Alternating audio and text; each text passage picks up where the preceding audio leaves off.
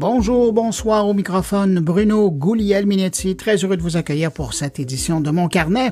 C'est l'édition du vendredi 2 février 2024. Au sommaire cette semaine, on va revenir sur les 20 ans de Facebook avec Jérôme Colombin.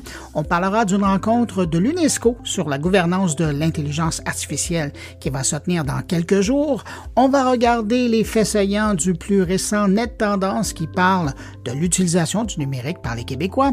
On va parler de l'actualité de l'intelligence artificielle en lien avec la voix et la musique. On va parler des petites mains derrière l'intelligence artificielle, celles qui rendent de plus intelligente de jour en jour l'IA que nous utilisons. Et on va parler aussi de réinsertion sociale grâce à la cybersécurité. Mes collègues sont là. Il y a Stéphane Ricoul qui va nous parler d'un Internet réservé aux humains en 2024. Et puis Jean-François Poulain, lui, de son côté, va nous parler d'accessibilité numérique. Permettez-moi de saluer 5 auditeurs de Mon Carnet. Salutations toutes particulières cette semaine à Marianne Fibra, Sébastien Tossello, Vincent Tubize, Alexandre Cossette et Patrice Baudouin. Merci pour votre écoute. Et puis, merci à vous, que je n'ai pas nommé, mais qui êtes là, qui m'accueillez cette semaine entre vos deux oreilles. C'est vraiment très apprécié. Et à tous, je vous souhaite une bonne écoute. Avant de passer à mes invités de la semaine, on se dirige à Paris, rejoindre Jérôme Colombin pour notre échange hebdomadaire.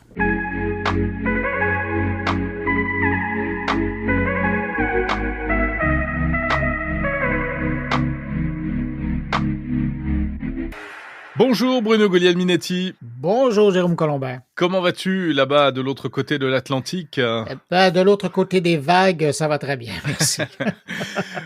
Ravi de te retrouver comme chaque semaine dans ton podcast Mon Carnet et dans mon podcast Monde Numérique pour notre petit débrief hebdomadaire. Et alors je crois que cette semaine, on est obligé de parler d'un anniversaire. C'est l'éléphant dans la pièce et même sur les réseaux, tellement c'est immense, les 20 ans de Facebook. Tu te rappelles, toi, parce que là, on parle, à l'époque, c'était disponible uniquement dans les collèges, sur les campus universitaires aux États-Unis, mais tu te souviens, toi, de ton premier contact avec Facebook? J'ai cru que tu allais me dire, tu te souviens de ce que tu faisais le 4 février 2004 à 17h14? Je te pose pas la question, je sais que tu me dirais, oui, je faisais un topo pour France Info. C'est pas faux. Alors, je le sais. Je sais déjà ce que tu faisais le 4 février. Ouais. Alors, je me souviens, oui, parce que j'avais la chance à l'époque d'avoir des petits neveux qui étaient dans les universités américaines et qui donc étaient connectés à Facebook et qui me parlaient de ça, qui m'ont fait découvrir ça et j'ai pu découvrir Facebook sur leur ordinateur. Mais parce qu'on était à ce moment-là, je me souviens, on était en vacances au Liban, tu vas tout savoir. Et donc, sur leur ordinateur, ils me montraient ce truc-là qui s'appelait à l'époque The Facebook, mais qui était juste vraiment un outil que pour les étudiants parce que c'était un répertoire, il y avait des photos, des numéros de téléphone, mais ça commençait et quand même surtout à des photos crépiter. parce que au départ c'était pour présenter les gens qui étaient sur le campus. C'était un bottin de contact pour rencontrer les gens sur le campus. Ouais. Bah oui, c'était comment on appelle ça, un Facebook en fait, exactement, un trombinoscope en français. Wow, ça j'aurais jamais su. Ouais. Comment vous dites au Québec? J'en ai aucune idée. Je connais pas. J'étais coincé sur la langue française. Ça, c'est rarissime. Profite. Un trombinoscope en français. On dit ça comme ça. Voilà, c'est cadeau. On vous l'offre, le mot, si ça vous branche. Merci. Et toi, quand est-ce que tu as découvert Facebook? Écoute, c'était, je pense, 1 an ou 2 ans après sa sortie sur les campus, parce que moi, à l'époque, tu vois, toi, t'étais au Liban à ce moment-là, moi, j'habitais à Edmonton, en Alberta, tout près des Rocheuses, et je vivais sur le campus de l'université. J'avais mon voisin qui était professeur et qui m'avait dit, je sais pas si vous avez vu passer, mais là, les étudiants sont un peu fous sur le campus. Il y a un truc qui existe sur Internet. Écoute, moi, à cette époque-là, on commençait à l'Internet, là, on avait laissé AOL, CompuServe était loin, mais quand même. C'était la grande époque de Messenger, rappelle-toi. Oui, Microsoft Messenger.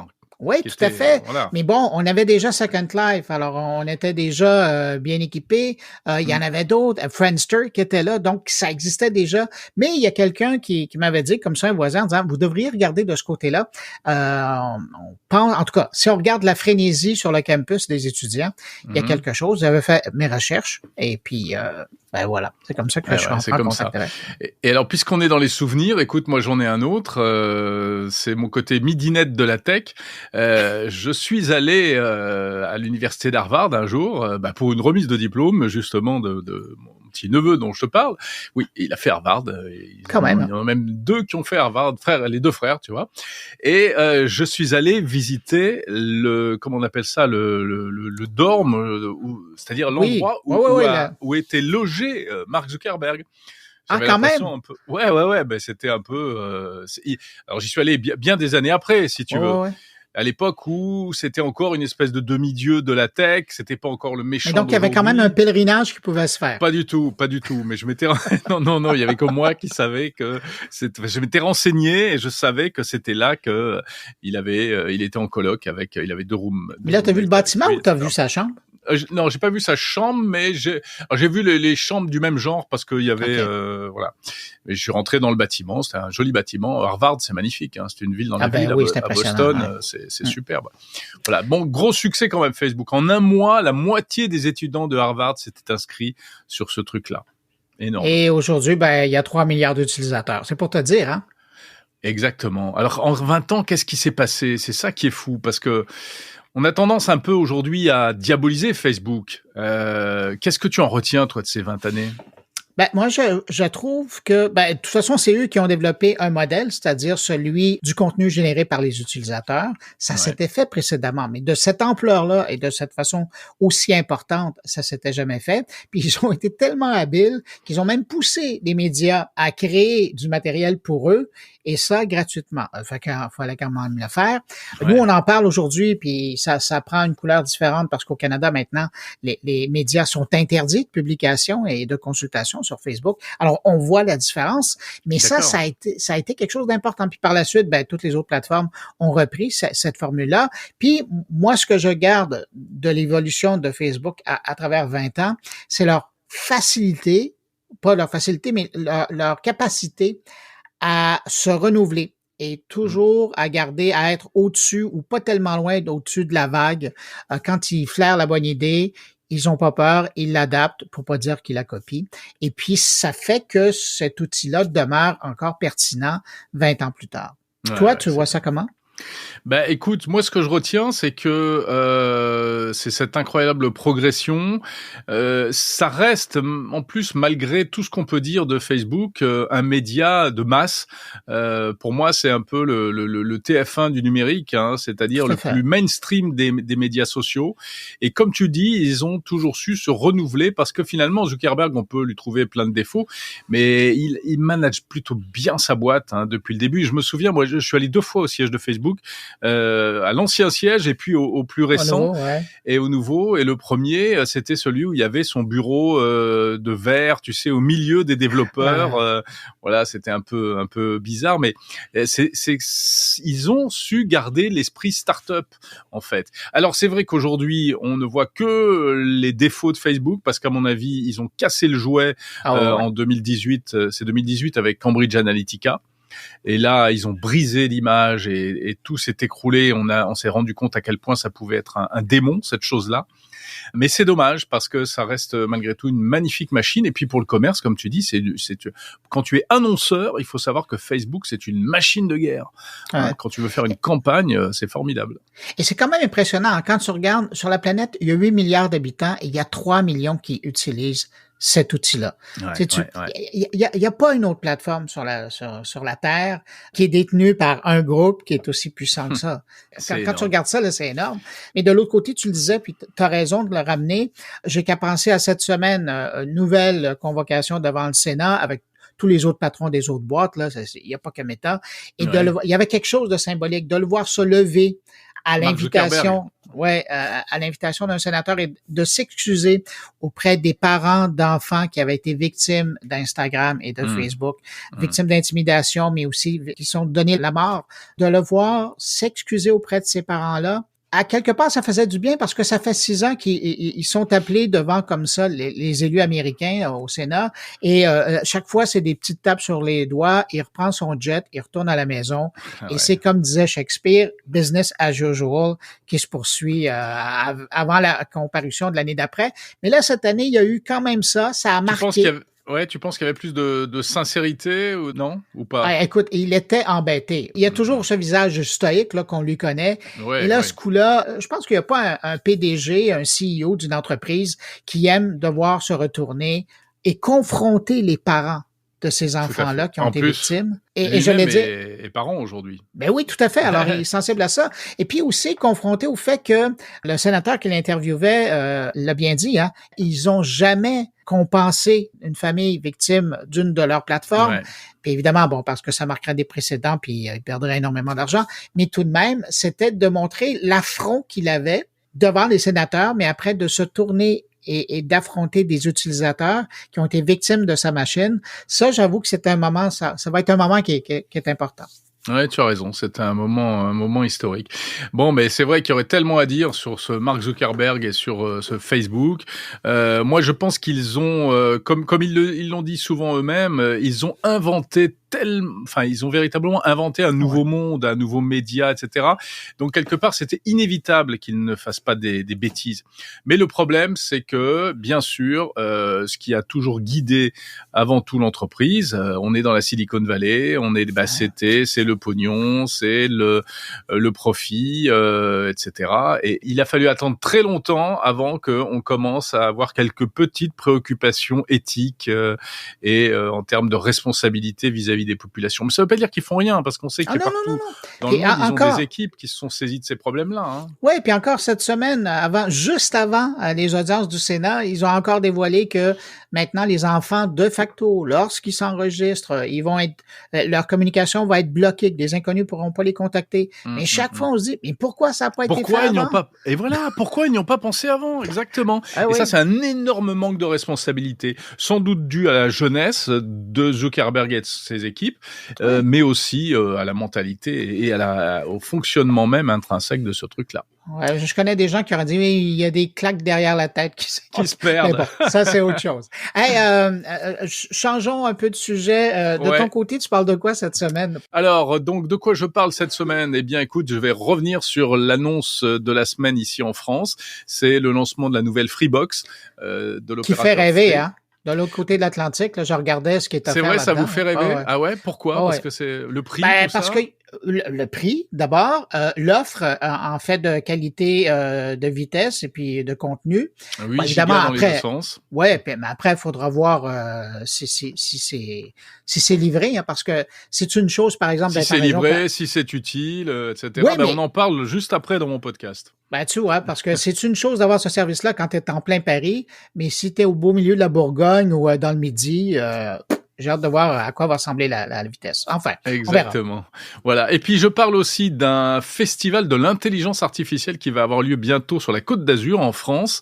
Et j'ai interviewé l'organisateur qui n'est autre qu'un ancien haut responsable d'Apple, Marco Landi, qui a été pendant un moment bien le prédécesseur de Tim Cook. Enfin, il s'occupait de toute la partie opérationnelle, mais c'était à l'époque où Steve Jobs n'était plus chez Apple. Et enfin, dernier sujet, nous étions il y a quelques jours, toi et moi, Bruno, en direct dans l'émission Tech & Co de François Sorel. Et tu sais qu'il y avait également Claudia Cohen, notre consoeur du Figaro, qui a fait un super reportage sur les assistants virtuels, l'intelligence artificielle dont on tombe amoureux, etc. Eh bien, je l'ai interviewée, elle me raconte tout ça en détail. Mais tu sais qu'on est passé à 2 doigts de encore partager une invitée, mais c'est un très bon papier. Hein? En plus de ton entrevue, là, si les gens veulent aller sur le site du Figaro, c'est vraiment très intéressant. On fait du bon boulot. Alors ça, c'est dans ton émission. Bah écoute, super. Je pense que nos 2 podcasts mis bout à bout, alors franchement... Je pense que ça fait quelque chose. Hein?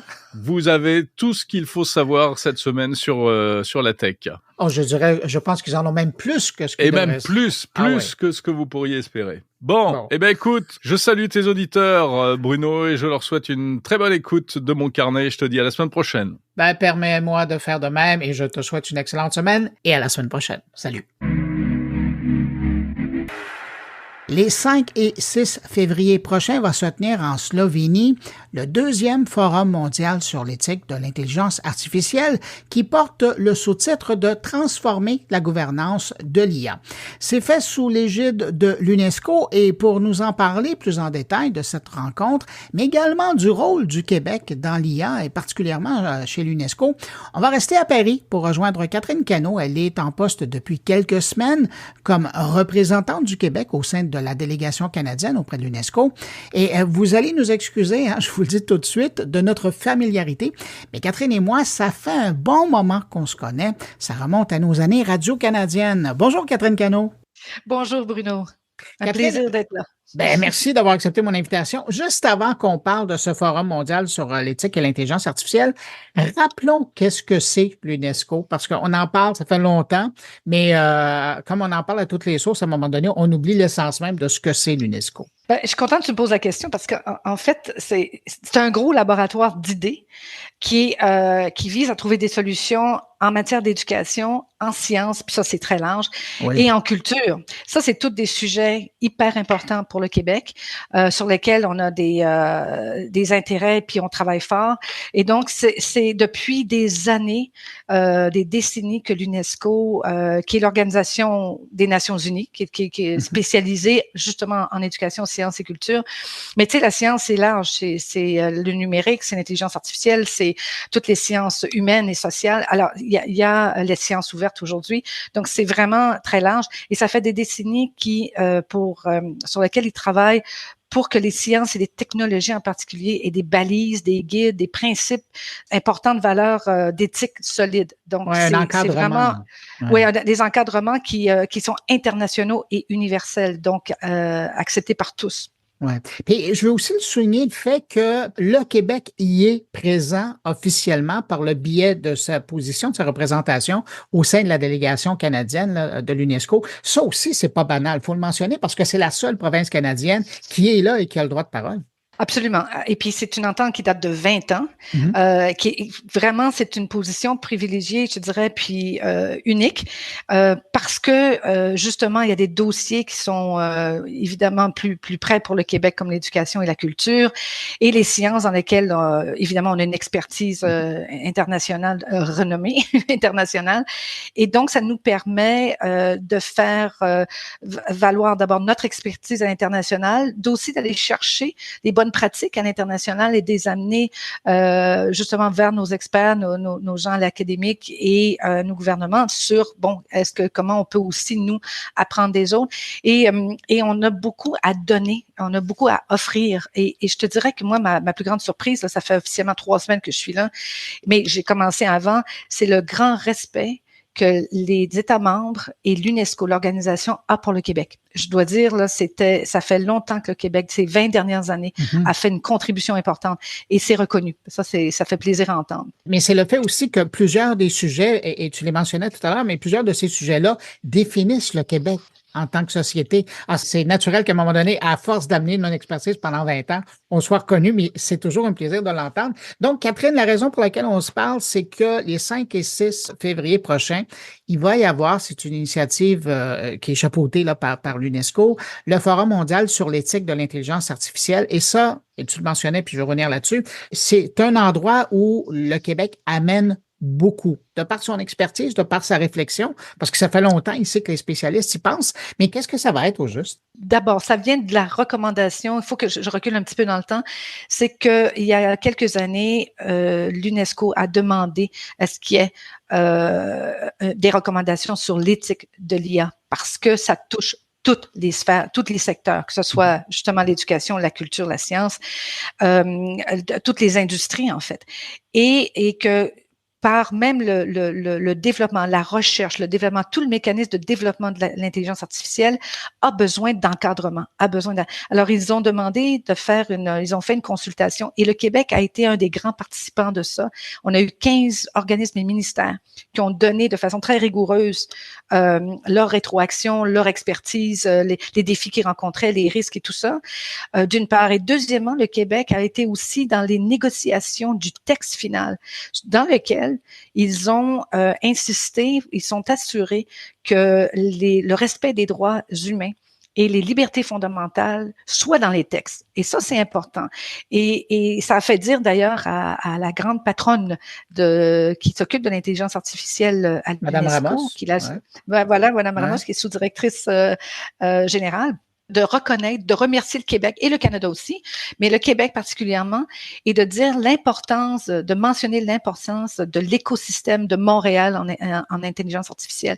Donc, définitivement qu'on a pris le leadership là-dessus et on a vraiment apporté de l'eau au moulin qui a permis cette grosse recommandation-là qui a été, écoute, c'est la première au monde, là, c'est les premiers guides sérieux internationaux, donc universels, qui ont été présentés à la fin de l'année 2021 à la Grande Conférence Générale. Donc, ça fait juste 2 ans. Fait que le forum, tout ça pour dire que le forum était une des recommandations. Et avant le forum, le Québec a aussi, l'expertise du Québec a aussi été demandée. Mila, on connaît Mila, évidemment l'Institut québécois en intelligence artificielle, qui a contribué, à qui on a demandé de faire une consultation mondiale.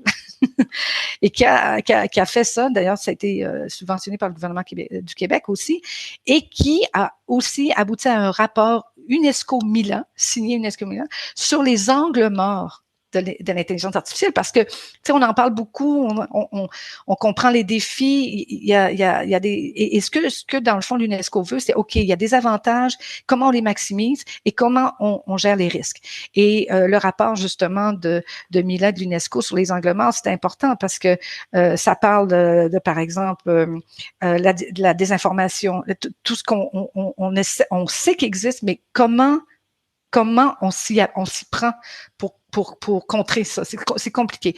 Il y a d'autres éléments évidemment importants dans le rapport. Alors tout ça vient enrichir ce forum-là, qui était une recommandation. Donc, c'est le 2e seulement. Depuis 2 ans, c'est le 2e. Et là, c'est parce que dans les recommandations, il y a un plan d'action qui est offert aux États. C'est-à-dire que, OK, on en parle, voici 2 outils. Alors, il y en a un, c'est l'évaluation de l'impact de l'éthique, et l'autre, c'est une méthodologie. Alors, ce qu'ils ont demandé aux États membres, pouvez-vous vous servir de ça pour voir où vous vous situez au niveau de la gouvernance? Êtes-vous avancé? Êtes-vous en retard? Alors là, pour la première fois au forum, on va entendre quelques pays qui ont commencé à prendre ces outils-là puis à se mesurer. C'est pas facile, c'est complexe, mais ça va permettre aux experts d'échanger sur, OK, voici les difficultés qu'on rencontre, voici la solution qu'on a trouvée. Et puis, on a un autre expert du Québec, on connaît Obvia, qui est l'Observatoire international sur l'impact sociétal, les impacts sociétaux, je devrais dire, de l'IA et du numérique. Alors, Marc-Antoine Dillal, qui fait partie de cette équipe-là, sera un des panélistes, puis lui, il fait l'intervention justement sur l'importance de l'IA et de l'inclusivité, comment on construit l'IA en fonction de l'inclusivité. Alors, bref, le Québec, on est vraiment puis on continue, on est à l'affût justement des développements des recommandations. Parce que c'est beau de faire des recommandations, mais encore faut-il qu'on essaie de voir si on peut les faire avancer et les suivre et voir ce que ça donne comme défi là, tu sais, en réalité. Qu'est-ce qu'on peut espérer pour la délégation québécoise? C'est-à-dire un apprentissage. D'abord, des premiers pays qui vont avoir tenter l'expérience de mesurer les enjeux. Quels sont les enjeux qui vont permettre de continuer la réflexion de nos experts? Parce qu'évidemment, comme tu le sais très bien, ça évolue tellement vite. Ce qu'on sait de l'intelligence artificielle aujourd'hui, on parle beaucoup de chat GPT, tout ça, et le ministère de l'Éducation du Québec, d'ailleurs, est très impliqué là-dedans, fait partie de conférences aussi internationales. C'est que comment on doit anticiper l'évolution des technologies. Ça va être où dans 6 mois, ça va être où dans 1 an, et ça, c'est plus difficile. Fait que ce que ces réflexions-là et ces échanges-là entre pays et entre experts, c'est que là, ils mettent tout en commun. Puis je veux dire que ça c'est au niveau global, mais même au niveau de secteur, je veux te dire quelque chose que peut-être tu sais déjà, mais on aura à Québec en mai, à la fin mai, un panel d'experts international qui a été mis sur pied par l'UNESCO pour voir, entre autres, un des thèmes de la discussion, c'est l'impact de l'intelligence artificielle sur les contenus culturels. Et le Québec est aussi leader là-dedans, et ça fait partie de la réflexion sur la Convention de 2005 pour la protection de la diversité linguistique des contenus culturels. Et donc, un des éléments importants, c'est justement l'impact de l'intelligence artificielle. Donc, on est vraiment, je pense qu'on va se servir de ce qu'on apprend de cette conférence-là, puis on va voir est-ce qu'il y a pas une leçon apprise ou il n'y a pas quelque chose qu'on peut appliquer aussi dans les autres secteurs. Enfin, écoute, on est dans je pense que tout ce qui est l'intelligence artificielle est en développement et ce qui est important, c'est comment on s'assure qu'il y a une éthique, que les droits humains sont respectés, que les libertés fondamentales sont respectées, que c'est utilisé à bon escient et que pour ça, il faut vraiment qu'il y ait de la gouvernance. Ou sinon, ça pourrait être n'importe quoi et on l'a vu. On voit déjà des dérapages importants. Oui, tout à fait. Puis d'ailleurs, c'est ça le thème de cette deuxième édition, c'est transformer la gouvernance de l'IA. Mais pratico-pratique, là, une fois qu'il va y avoir des publications, des décisions qui vont être prises à cette rencontre-là, évidemment, ça va être ramené aux différents membres qui sont présents.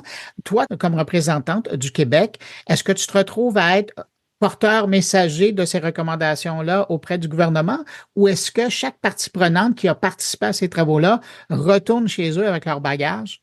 En fait, ce qui est très intéressant, c'est que c'est des partenariats comme on n'en a jamais vu. Alors, autant sur le plan académique des experts, autant des gens qui le vivent sur le terrain, autant des gouvernements, autant des organisations internationales. On est tous dans le même bateau, si tu veux. Donc, tout le monde, c'est sûr que les recommandations qui ont été faites, nos experts québécois ont poussé beaucoup pour ces recommandations-là, donc on y croit. Et un des enjeux, en fait, qu'on remarque dans tous les pays, et ça dépend de chacun des pays, hein. On fait des recommandations, l'UNESCO fait des recommandations avec des solutions, mais chaque pays est responsable de décider comment et jusqu'où ils vont avec ça. Donc, on peut pas dicter à un pays ou à un autre.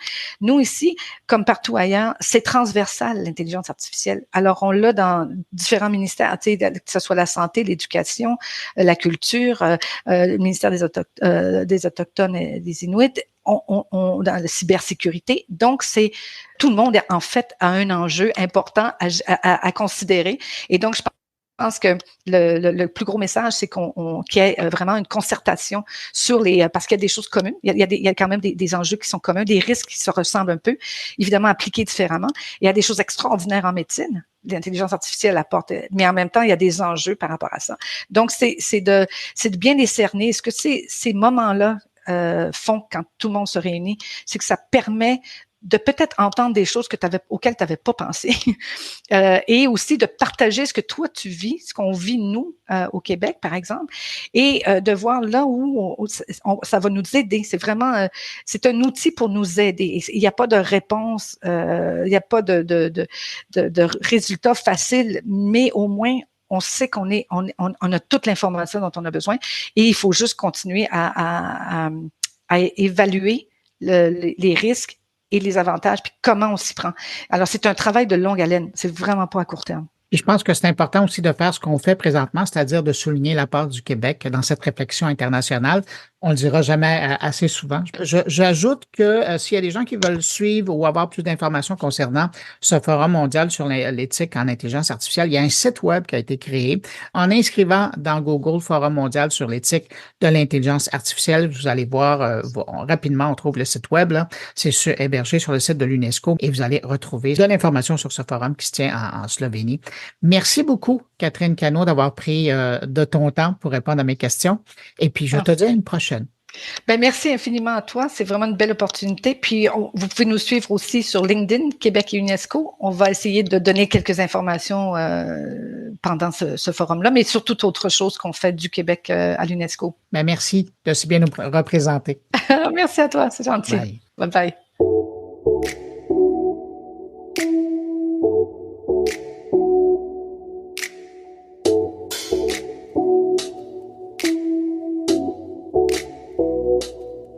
Retour au Québec, alors que l'Académie de la transformation numérique de l'Université Laval à Québec a fait paraître cette semaine un nouveau fascicule de son enquête d'intendance qui présente cette fois le portrait numérique des foyers québécois.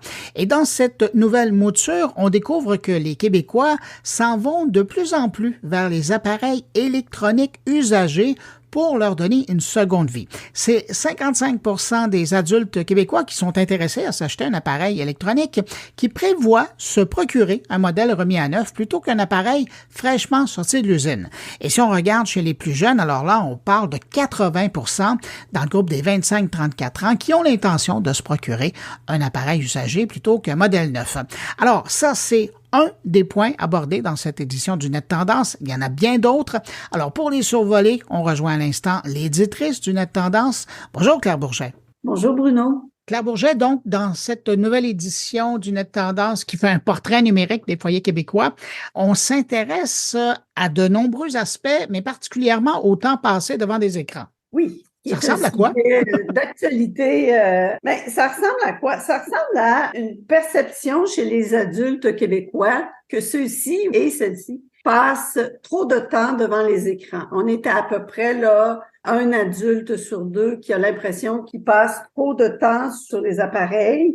Puis chez les plus jeunes, je dirais, c'est au-dessus de 50%, là, c'est les 2/3. Mais peut-être, je dirais, si je compare à l'année précédente, en 2022, il y avait aussi un bon pourcentage d'adultes qui avaient l'impression qu'ils passaient trop de temps. En 2022, c'était 53%, puis cette année, on est à 50%. Fait que, tu sais, il y a un petit écart à la baisse, mais on est pas mal dans les mêmes eaux. Oui, mais ce que vous dites est important. Ça demeure que dans la perception qu'on a, on a l'impression de passer encore trop de temps. Oui, puis chez les plus jeunes, c'est encore plus frappant. Et puis quand on regarde dans les faits, qu'est-ce qu'ils utilisent pour passer autant de temps en perception et en réalité pour être branchés aussi longtemps? Ben, ce qu'on voit, c'est que pour se connecter à Internet, on voit que c'est principalement via un téléphone intelligent. Le téléphone intelligent est maintenant le navire amiral. Ouais. Toujours année après année, c'est vraiment le téléphone intelligent. Donc, ça veut dire pour les gens qui ont des applications en ligne, les sites web, tout ça, ben c'est important d'avoir des versions mobiles. Des versions mobiles, exactement. Puis, si on regarde l'évolution en termes d'équipement, ce qu'on voit cette année, les ordinateurs portables ou de table, on voit là qu'il y a une légère baisse en termes d'utilisation. Et ça, c'est à l'avantage des téléphones intelligents, je dirais. Quand on regarde les années passées, est-ce qu'on voit une courbe qui est là par rapport aux ordinateurs? Oui, on voit une légère diminution, pas une chute drastique. Mais il y a des pratiques qui sont en train de se mettre en place, dans le fond. Exactement. Puis ce qu'on voit en termes d'équipement aussi, dont on parle peut-être moins régulièrement, c'est toute la question des montres intelligentes. Oui. La montre intelligente, par contre, en termes de tendance, là, on est rendu à un adulte sur 3 qui a une montre intelligente ou une montre qui permet de suivre différents éléments de sa santé connectée. Elle a vraiment trouvé son marché, hein? Oui. Puis on verra dans les prochaines années, là, peut-être l'année prochaine, on l'introduira dans nos mesures, toute la question des lunettes. Oui. Des lunettes également. Vous avez suivi ça, vous? Oui, j'ai suivi ça. Bon, je veux vous amener ailleurs parce que dans le Net Tendance, on parle aussi, puis ça, je trouve ça toujours intéressant, de voir les activités. Qu'est-ce que les gens font une fois qu'ils sont branchés? Parce que c'est beau de se brancher, là, mais à quoi on utilise Internet? Oui, ce qu'on voit aussi dans la mesure des activités en ligne, on voit que le temps passé va beaucoup, je dirais presque en majorité, là, à du divertissement en ligne. Ça, je pense que c'est un constat important, puis ce qui m'amène à parler du genre d'activité de divertissement. Historiquement, et on le refait cette année, on parle des abonnements des plateformes de visionnement en ligne. Aussi les abonnements aux services de câbleau, puis aux services, tout ce qui touche la télévision. Puis je dirais, malgré la situation économique, puis le budget, la gestion du budget peut-être plus serré, le déménage, le taux d'abonnement à des plateformes de visionnement en ligne a un petit peu diminué. On est parti en 2022, on était à 72%, puis cette année, pour l'année 2023, c'est 68%. Tu sais, c'est un écart, c'est 4%. on déborde la marge d'erreur. Fait qu'il y a une petite diminution. Je tenais à vous remercier parce que j'ai découvert en regardant ce nouveau fascicule de Net Tendance qu'il y avait 21% des Québécois qui avaient utilisé l'Internet pour suivre les nouvelles tendances en matière de technologie et du numérique.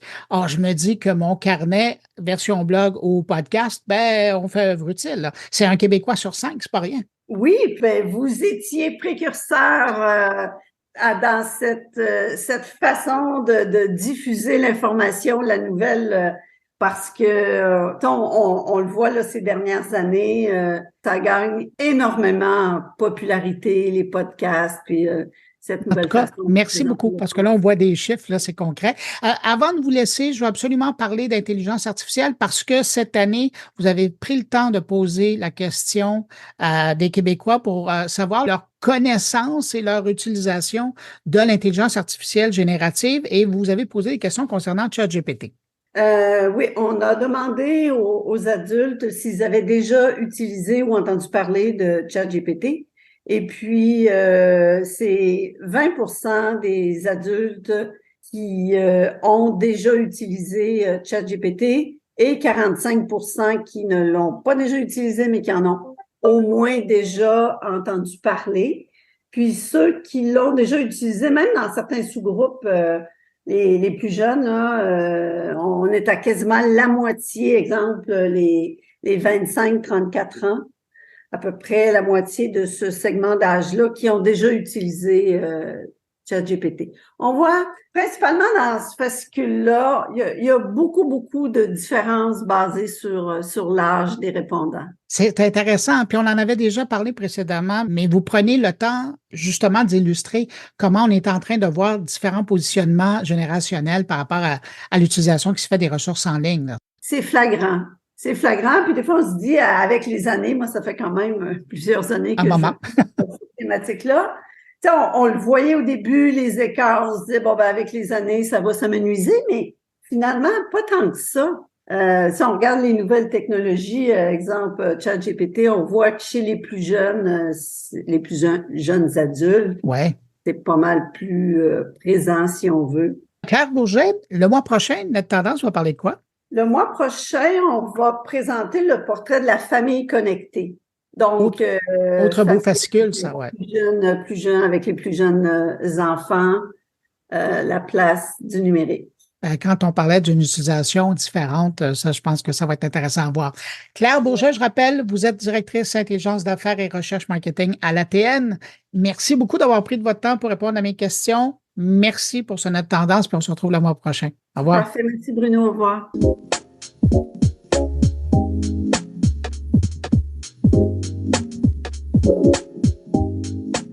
Beaucoup de mouvements sur la scène de l'intelligence artificielle ces dernières semaines et je voulais faire le point sur un de ces aspects, plus particulièrement l'intelligence artificielle et l'audio. Alors, entendez ici voix et musique. Et pour ce faire, qui de mieux que la chroniqueuse IA et culture numérique qu'on peut entendre notamment à Radio-Canada, mais qu'on peut voir aussi sur TikTok et sur LinkedIn. Bonjour, Chloé Sandervost. Bonjour Bruno. Chloé, cette semaine se tenait à Radio-Canada, puis je sais que tu étais là-bas parce que tout ce qui se passe en audio à Radio-Canada, t'es jamais trop loin, particulièrement dans le domaine du numérique. C'était les rendez-vous audio audio à Radio-Canada. Et c'était une rencontre, quoi? C'est des gens de l'industrie du podcast qui se rencontraient pour parler de l'audio et de la production?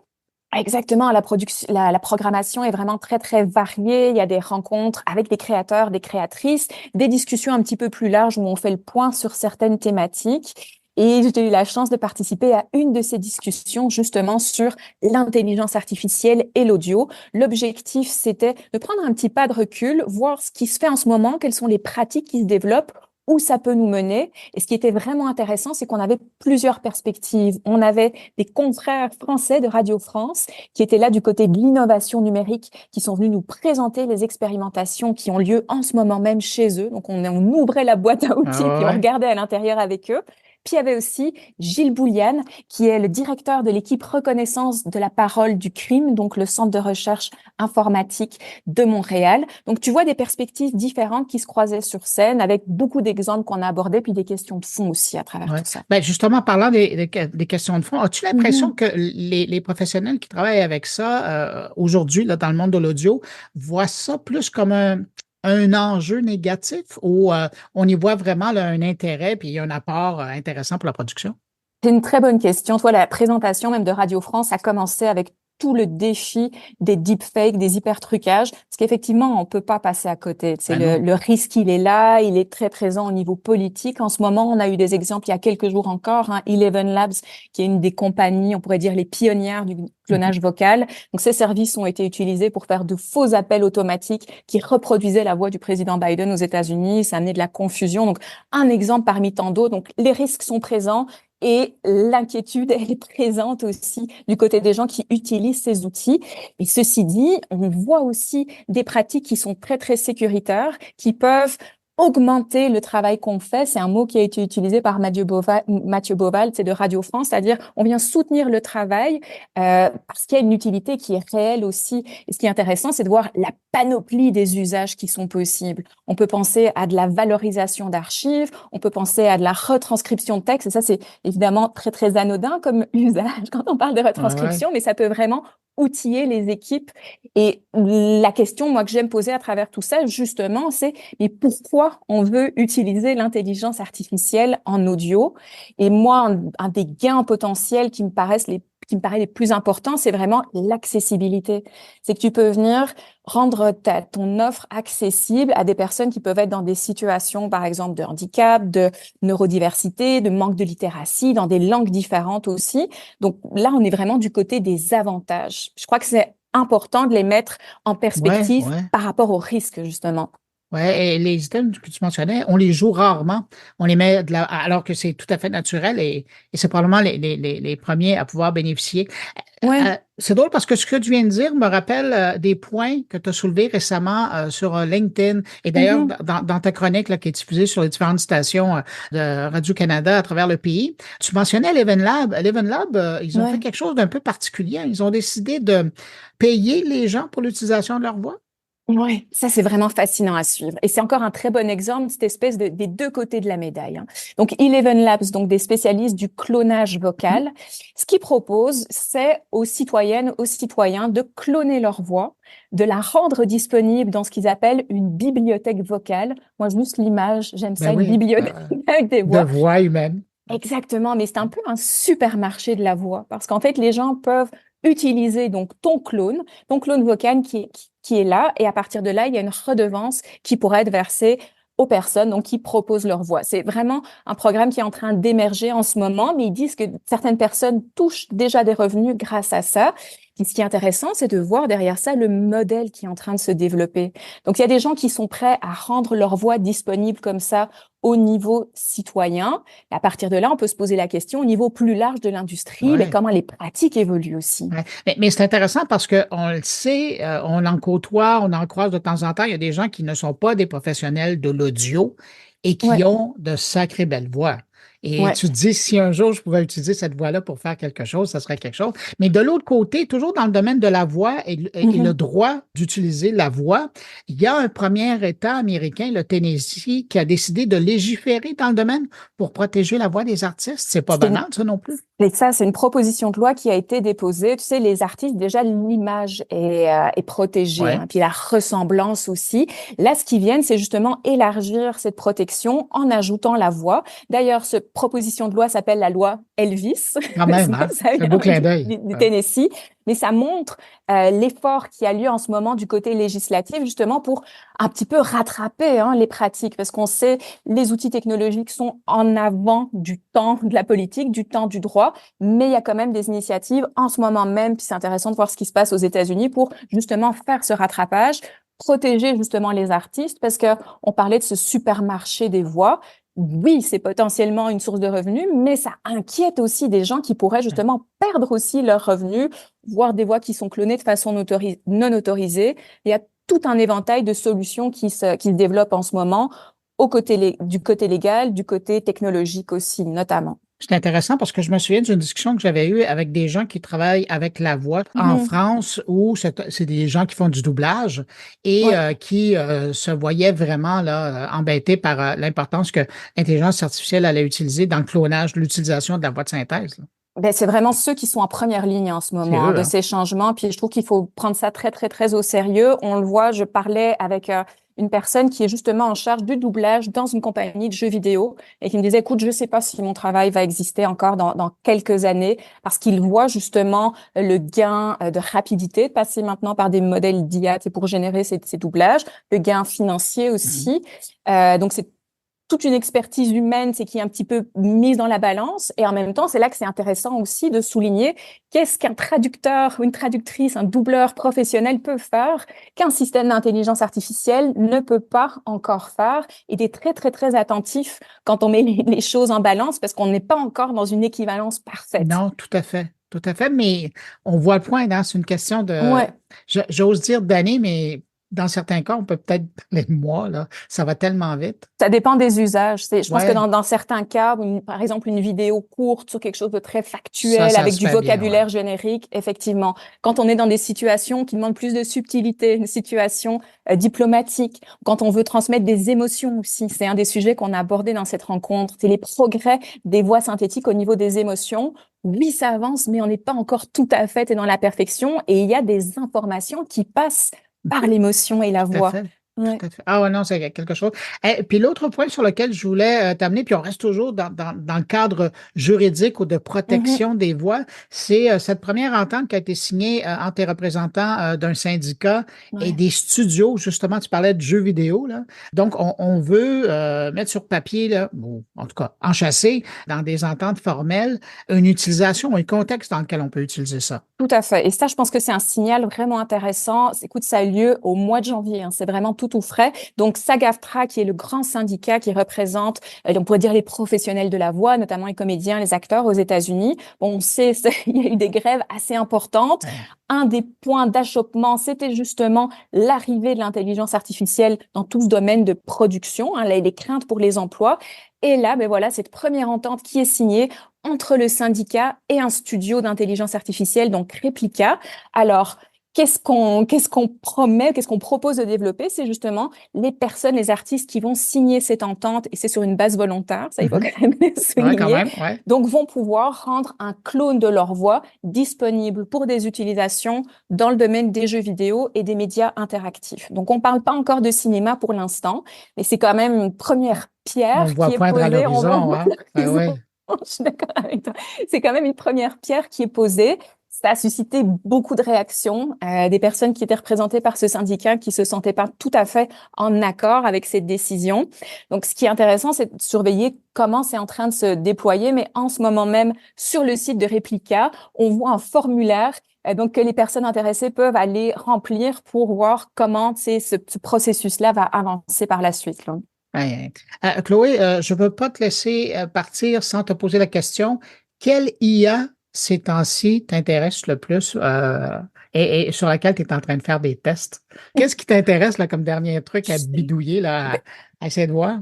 Mais tu vois, on parle justement des progrès de l'intelligence artificielle dans le domaine de la voix. Je vais te donner une réponse double, si tu me le permets, Bruno, parce que côté musical, tu sais, on a vu dans les derniers mois des modèles d'IA génératifs qui permettaient de développer de la musique. C'était prometteur, mais on sentait quand même aussi en même temps les limites.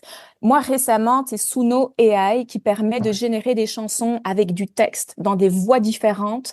M'a quand même un peu décroché la mâchoire parce que tu obtiens très rapidement un résultat qui est plausible. Et je me dis qu'une personne qui veut faire de la création musicale peut partir de ça même comme un brouillon, peut s'en inspirer, amener plus loin. Encore une fois, l'idée n'est pas que l'outil d'IA vienne remplacer l'expertise des créateurs et des créatrices, mais devienne un outil de plus. Donc ça, c'est comme un exemple. Vous pouvez aller tester. On peut créer plusieurs chansons gratuitement par jour. C'est vraiment amusant à faire.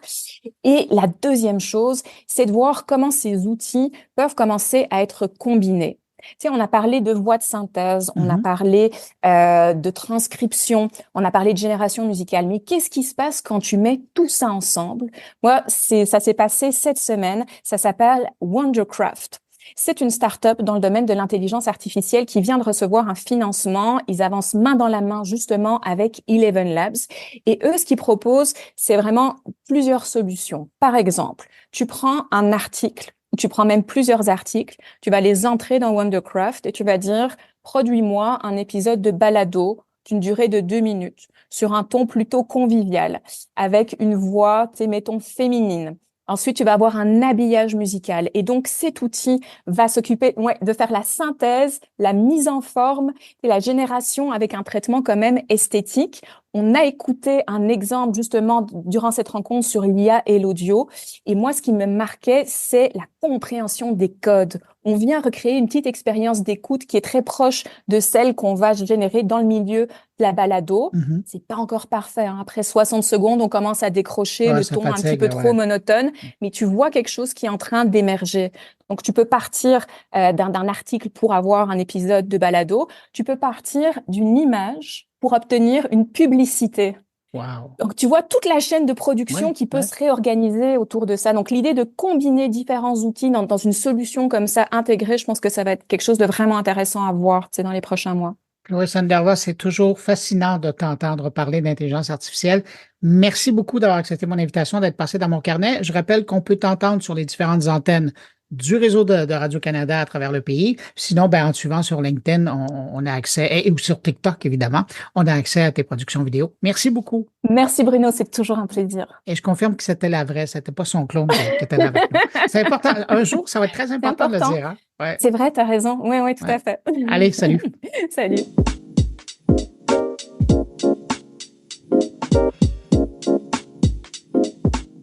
Depuis une bonne semaine, j'ai vu à la télé française et lu dans la presse d'ici des reportages qui nous présentaient la réalité des petites mains qui se cachent derrière l'intelligence artificielle que nous utilisons déjà aujourd'hui.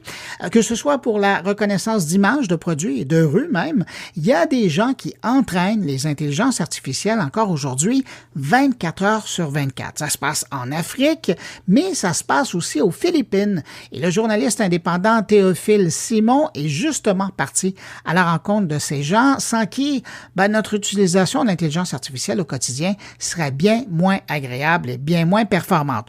On le retrouve en France, il est de retour de reportage. Bonjour Théophile Simon. Bonjour. Théophile, c'est avec grand plaisir que j'ai regardé votre reportage, que j'ai lu les versions écrites. Première question qui m'est venue en tête, pourquoi vous êtes-vous intéressé à ce sujet-là? Eh bien, écoutez, parce que ce sujet de l'intelligence artificielle, on en parle toujours depuis le prisme de la Silicon Valley. On parle à longueur de journée d'articles des grandes startups qui décrochent des milliards de levées de fonds et qui sont en train de révolutionner notre monde depuis leur bureau de la Californie. Et puis, alors, j'ai voulu aller voir comment est-ce que cette intelligence artificielle, elle est faite sous le capot, en fait. Et ce qui m'intéressait de comprendre aussi, c'est que moi, je suis un profane, hein. Je ne suis pas un spécialiste de l'intelligence artificielle, mais je me suis dit aussi que non seulement on pourrait voir ainsi comment ça marche vraiment, comment on entraîne cette intelligence artificielle, et puis ça permettrait aussi de mieux comprendre cette technologie. Parce que quand on regarde ces travailleurs philippins dont on va parler ensuite travailler, eh bien ça permet de beaucoup mieux comprendre ce que l'intelligence artificielle est capable de faire, mais aussi de ne pas faire. Est-ce que ça a été un contact qui a été facile ou est-ce qu'ils étaient gênés un peu? Ils étaient assez gênés parce que ce sont des gens qui travaillent toujours pour cette entreprise qui s'appelle Remotask, hein, qui est une filiale de Scale AI. J'encourage les auditeurs à aller lire leur reportage. Donc, c'est une société américaine qui embauche des centaines de milliers de personnes dans le monde pour faire ces micro-tâches pour former l'intelligence artificielle. Et puis, bah, évidemment, ces travailleurs, ils travaillent toujours pour Remotask la plupart du temps. Donc, ils n'ont pas intérêt à donner toute leur identité, à montrer trop leur visage parce que ils pourraient se faire renvoyer de ces tâches. Oui, puis là, ce qui est important de dire, c'est que Remotask, ils ont pignon sur rue sur le web. Là. Vous pouvez aller sur leur site web. Vous pouvez, comme occidental, devenir un de leurs contractuels, là, travailler là-dessus. Mais dans le cas qui vous intéresse aux Philippines, comment se fait le recrutement? Comment ça se passe? Alors, en fait, vous avez raison, tout le monde peut travailler sur Remotask, mais encore faut-il savoir le faire et savoir être formé aux logiciels spécifiques. Par exemple, Remotask, une des grandes activités qu'ils ont, c'est d'aller annoter toutes les vidéos qui sont prises par les voitures autonomes de Google. Donc, ça représente des millions d'heures de vidéos qu'il faut aller annoter image par seconde, chaque image par seconde. Donc, ça représente des millions et des millions de tâches à faire sur un logiciel qui transforme le champ radar de chaque voiture autonome, parce que la voiture autonome, elle projette une série de faisceaux radars autour d'elle. Et tout ça est modélisé sur des modèles qui sont assez complexes. Il faut aller entourer chaque point, il faut aller noter sa coordonnée géographique. C'est assez compliqué, donc il faut former ces gens-là. Alors souvent, Remotask le fait à distance, mais en fait, c'est beaucoup plus simple d'avoir les gens en chair et en os avec soi pour former ça, pour s'assurer qu'ils ne font pas d'erreurs, qu'ils apprennent bien, qu'ils soient efficaces. Et donc, en fait, même si Internet permet de dématérialiser en fait, le recrutement de ces travailleurs partout dans le monde, leur formation, il reste toujours important pour Remotask d'avoir des hubs. Des hubs où on peut rassembler des centaines, voire des milliers de travailleurs à un moment donné et leur faire suivre une formation, pouvoir les contrôler. Et donc, Remotask a lancé pour cela plusieurs hubs dans le monde, dont un grand aux Philippines, dans une ville du sud des Philippines, une ville assez pauvre, une ville assez éloignée de la capitale, où elle s'est installée à la fin des années 2010 et elle a monté une opération où elle aurait formé au bas mot 10 000 personnes dans cette seule ville. Et ce qui est intéressant dans ce que vous nous montrez, c'est qu'on a l'impression qu'il y a deux types de travailleurs. Il y a celui, bon, ils sont tous contractuels, là, il n'y a pas vraiment d'employés, mais il y en a qui travaillent à l'intérieur de l'usine, entre guillemets, et il y en a Voilà. d'autres qui carrément essaient de se trouver des endroits pour être capables de travailler. Alors, la façon dont ça marche, vous avez raison, c'est que d'abord, Remotask doit former cette armée de travailleurs indépendants. Ce sont souvent des jeunes étudiants, des jeunes qui manient un peu l'informatique sans être des spécialistes, qui ont besoin d'argent. Souvent, ce sont des gens pauvres. Et donc, du coup, on leur fait passer une formation de plusieurs semaines, voire plusieurs mois, dans une espèce d'usine à données, comme ça, où chaque jour, environ 1000 personnes se relaient, 24 heures sur 24. Donc, il y a des formateurs, il y a des salles verrouillées par digicode avec des rangées d'ordinateurs. Il n'y en a même pas un tous les mètres. Et alors, on forme ces gens et à un moment, quand ils sont prêts, on les renvoie chez eux. Les gens ne viennent plus au bureau, entre guillemets.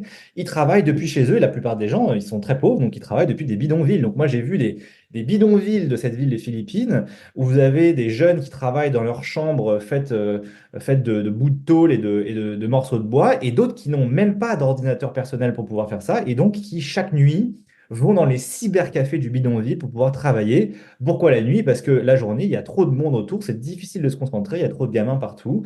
Et donc voilà, il y a même des gens qui travaillent dans des bidonvilles sans ordinateur depuis de vieux cybercafés. C'est vraiment impressionnant. Ça frappe l'imaginaire, hein, parce qu'on voit dans votre reportage version télé, carrément ces gens-là avoir un peu de pièces pour les mettre dans les machines, pour être capable d'actionner l'ordinateur, pour essayer de sortir le maximum, d'analyser le maximum de données pour quelques dollars par jour. C'est pas des fortunes qu'ils gagnent. Absolument. Alors souvent, la plupart de ces jeunes, ils gagnent à peine le salaire minimum aux Philippines. Et puis quand on parle de salaire minimum, généralement, nous, dans nos pays comme le Canada ou moi, comme la France, quand on parle d'un salaire, on a avec une protection sociale. On a une retraite, on a une assurance, on a une assurance santé. Mais là, on parle de quelques dollars par jour, hein. La plupart des jeunes gagnent entre 4, 5, 6 dollars. Et tout ça, c'est payé par PayPal. En dehors du système bancaire philippin, il n'y a aucune assurance, aucun contrat, il n'y a aucune prestation sociale. Donc, effectivement, numérairement, ça correspond à peu près au salaire minimum, les bons jours. Mais en réalité, ces gens-là ne préparent pas leur retraite, ils sont complètement démunis face aux moindres problèmes de la vie. Ouais, c'est comme s'ils travaillaient au noir et il n'y a aucune trace de leur passage. Exactement. Vous leur avez parlé. Comment ils perçoivent leur travail? Écoutez, leur travail, pour beaucoup, c'est intéressant parce que c'est d'abord un job alimentaire, hein. Ce sont des jeunes qui ont besoin d'argent, qui sont souvent très pauvres. Remotask, je pense que ce n'est pas complètement par hasard, a choisi de ne pas aller à Manille, une grande ville où il y a une grande compétition dans le marché du travail, il y a beaucoup de jeunes diplômés. Elle a choisi d'aller dans cette petite ville relativement pauvre du sud des Philippines où elle est à peu près la seule alternative pour ces jeunes, hein. Il n'y a pas le choix.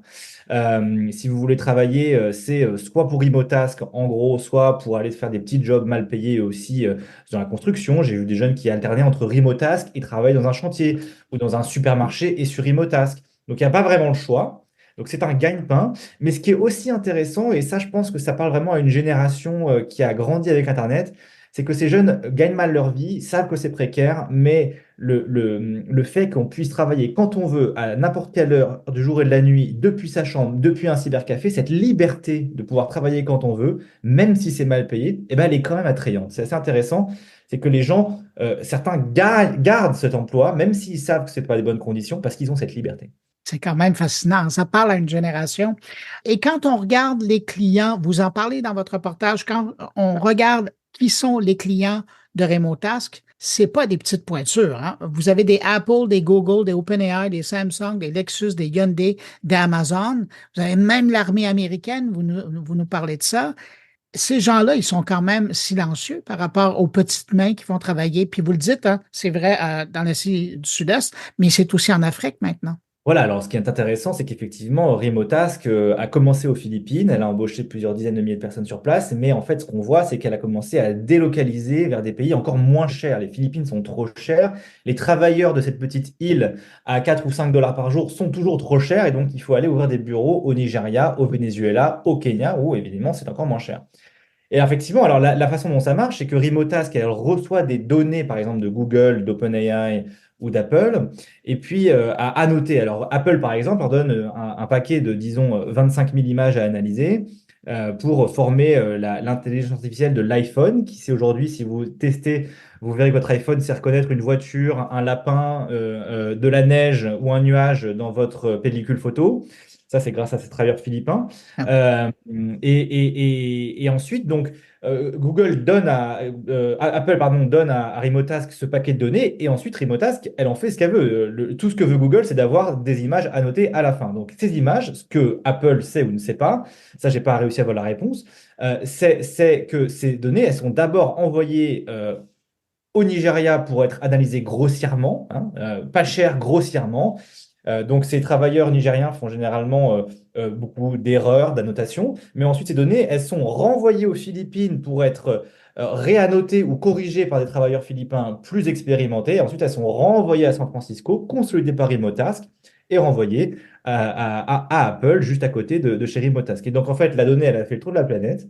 Elle a été vue par des Nigérians, des Philippins, des Américains. Tout ça, Apple n'en a rien à faire, puisque de toute façon, eux, tout ce qu'ils veulent, c'est qu'à la fin, leurs algorithmes puissent travailler sur la donnée annotée dans le logiciel. On vous a vu entrer dans l'usine ou le siège social de Remota. Qu'est-ce que vous avez vu là-dedans? Vous parliez tout à l'heure de salle de formation. Ça ressemble à quoi l'atmosphère là-dedans? Eh ben, l'atmosphère, c'est une espèce d'usine, comme vous avez employé le mot vous-même, hein. C'est vraiment une usine où en fait il y a des salles microscopiques où on a essayé de mettre un maximum d'ordinateurs avec des jeunes dans la pénombre qui passent leur journée à analyser des données. Alors en fait, ce qu'on vous dit quand vous arrivez dans ce bâtiment, qui a environ entre 4 et 500 places, c'est que en fait c'est une espèce de WeWork où en fait il n'y a que des travailleurs indépendants qui sont là de leur propre gré et qui ne font que louer un desk pour la journée ou pour la semaine, et qu'en fait tout le monde est libre de venir quand on veut, de partir quand on veut, de manger quand on veut, etc.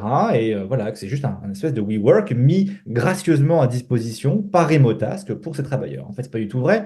Quand on commence à monter dans les escaliers, on voit que chaque salle est protégée par un digicode, qu'il y a des managers qui sont derrière l'épaule de chacun pour vérifier ce qu'ils font. Et quand on parle à ces employés, on comprend qu'ils ont des horaires extrêmement précises. Comme à l'usine, on travaille de 6 heures à 14 heures, de 14 heures à 20 heures, de 20 heures à 6 heures du matin. Il y a des horaires très précises. Il y a 30 minutes pour manger, à des horaires encore là très précises. Il y a un manager derrière vous en permanence, je vous l'ai dit. Donc vraiment, ça s'apparente vraiment à une relation de hiérarchie, vraiment une relation salariée. Euh, Et donc, j'ai parlé de cette trouvaille au directeur de l'inspection du travail de cette ville, et qui m'a dit, effectivement, ce que vous me racontez là, ça ressemble fortement à du travail dissimulé. Je vais y jeter un œil. Je n'ai pas de réponse. Peut-être qu'ils veulent vraiment le faire.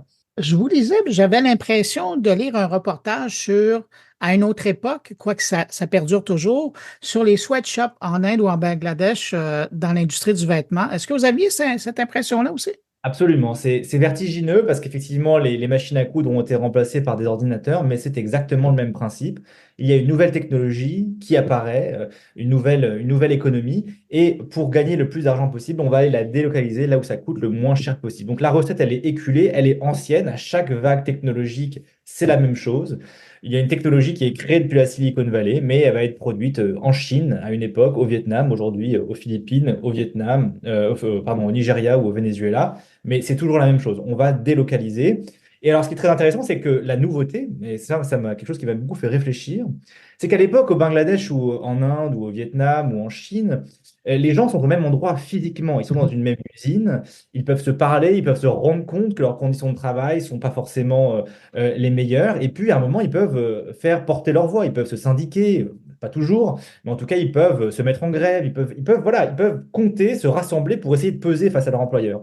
Et là, Internet a un rôle très pervers parce que chacun de ses employés aujourd'hui, il est tout seul, il est dans sa chambre, il est dans son bidonville, il est dans son cybercafé. Et personne ne se parle jamais. J'étais dans des quartiers de cette ville.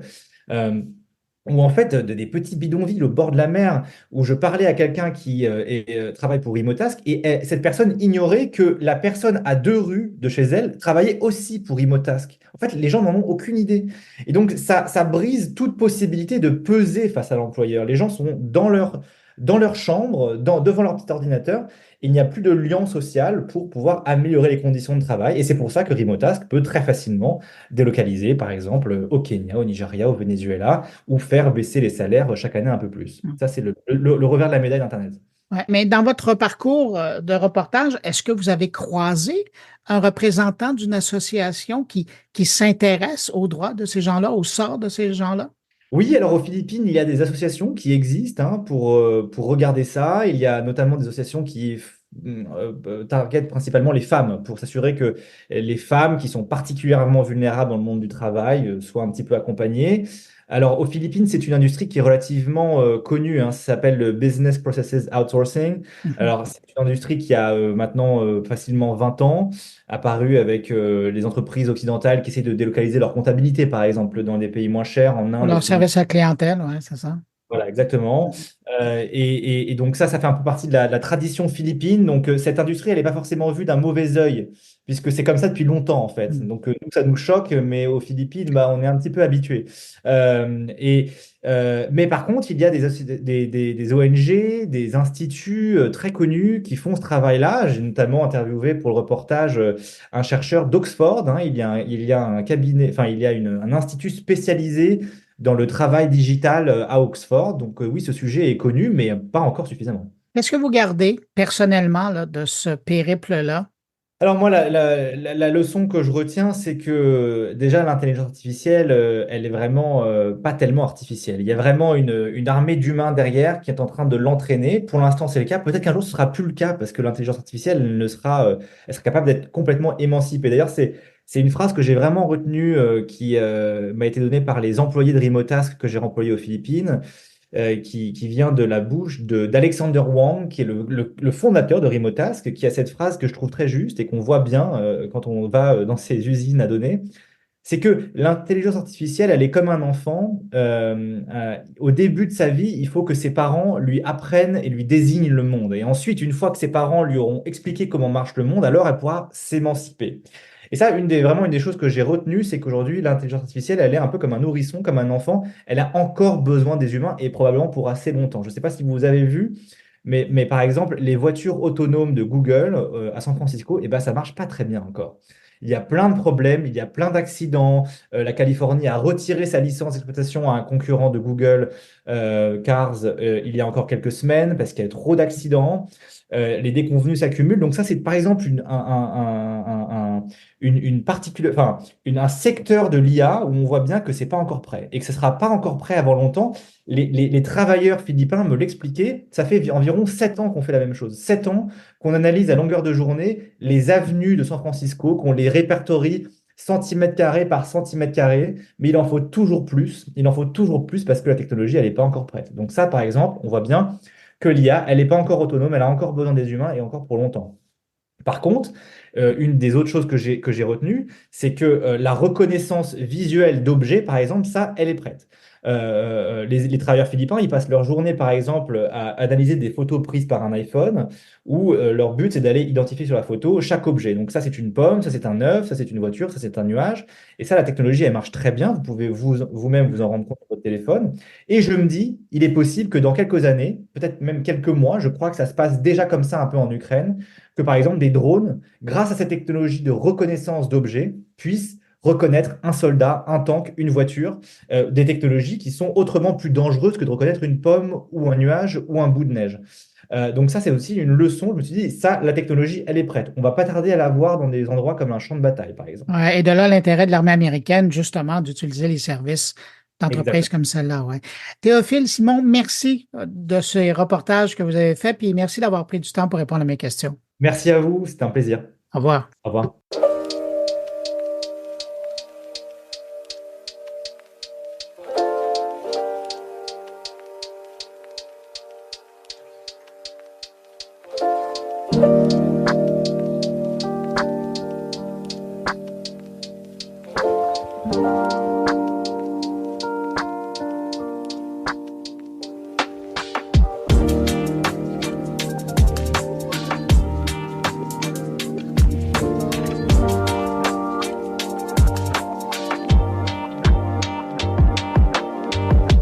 Est-ce que vous connaissez CyberCap? CyberCap, c'est une organisation québécoise qui fait dans la persévérance scolaire et la réinsertion sociale et professionnelle des jeunes en difficulté de 18 à 25 ans par la formation, notamment en cybersécurité. Ça fait un moment que je les vois aller et j'avais le goût d'envoyer un coup de projecteur sur leur travail qui impacte la vie de milliers de jeunes où ils interviennent dans leur vie, mais aussi sur la société québécoise par ricochet. On va rejoindre immédiatement la directrice générale de CyberCap. Bonjour, Marie-Astrid Dupont.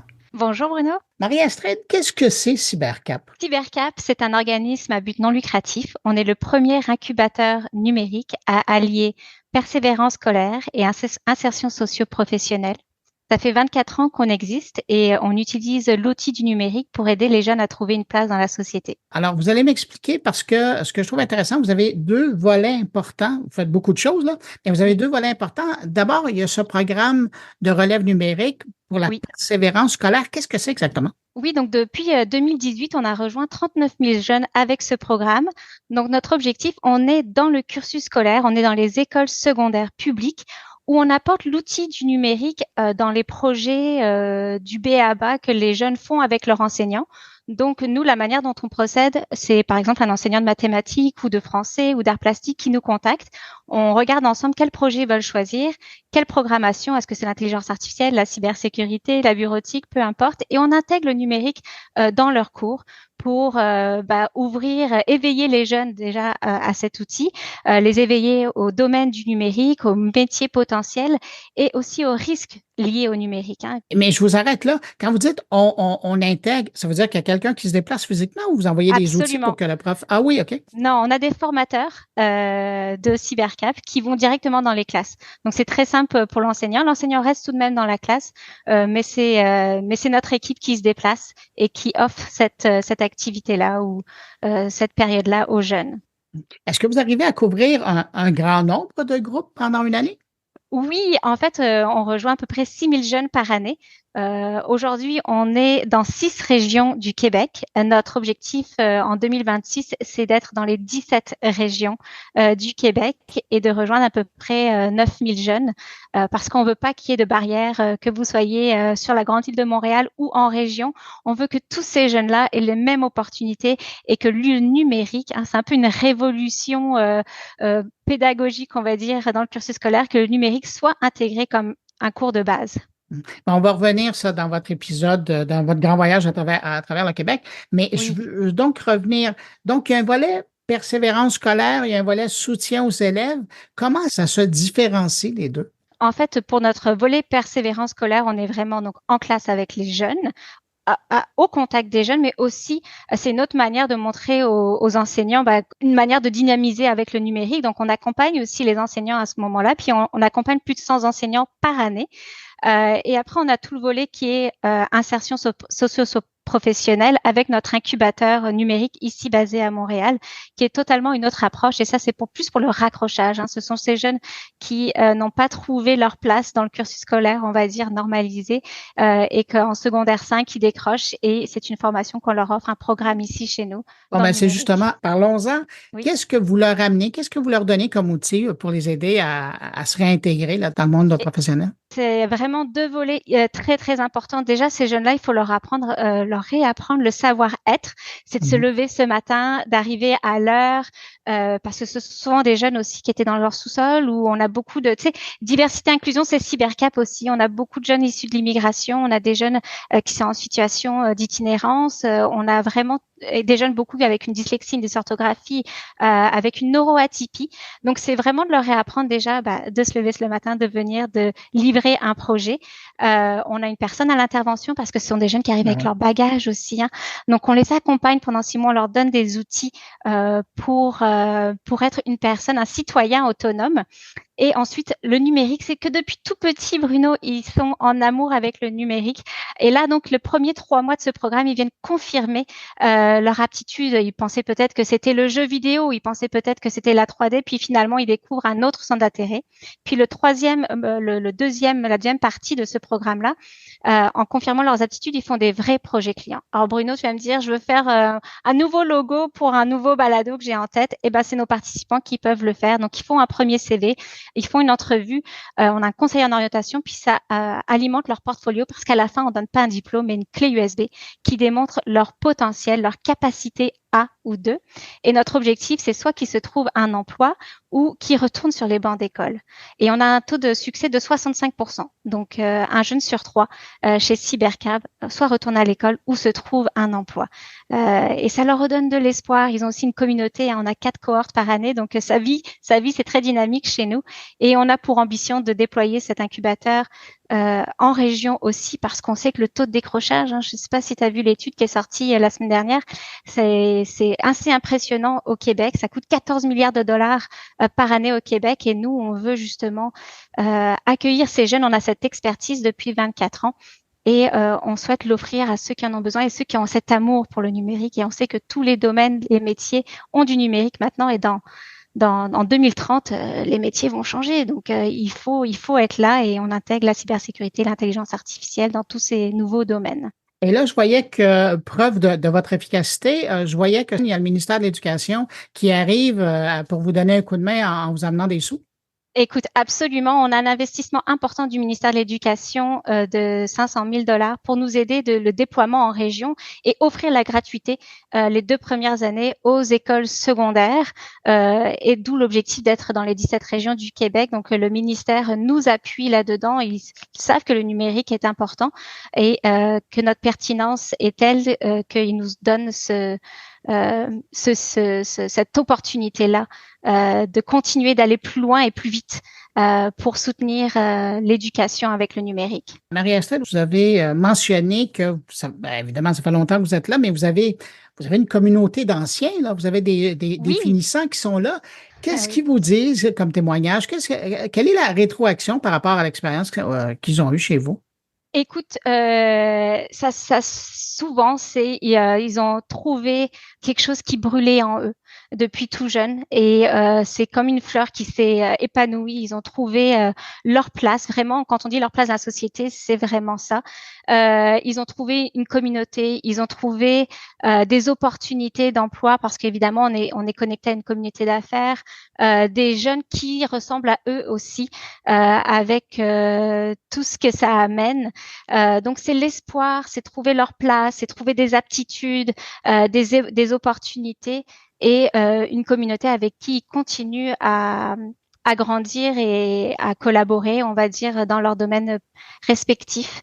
Et ça, c'est chaque année qu'on le fait et on invite tous nos finissants depuis les années 2000. Donc, on a une communauté assez grande.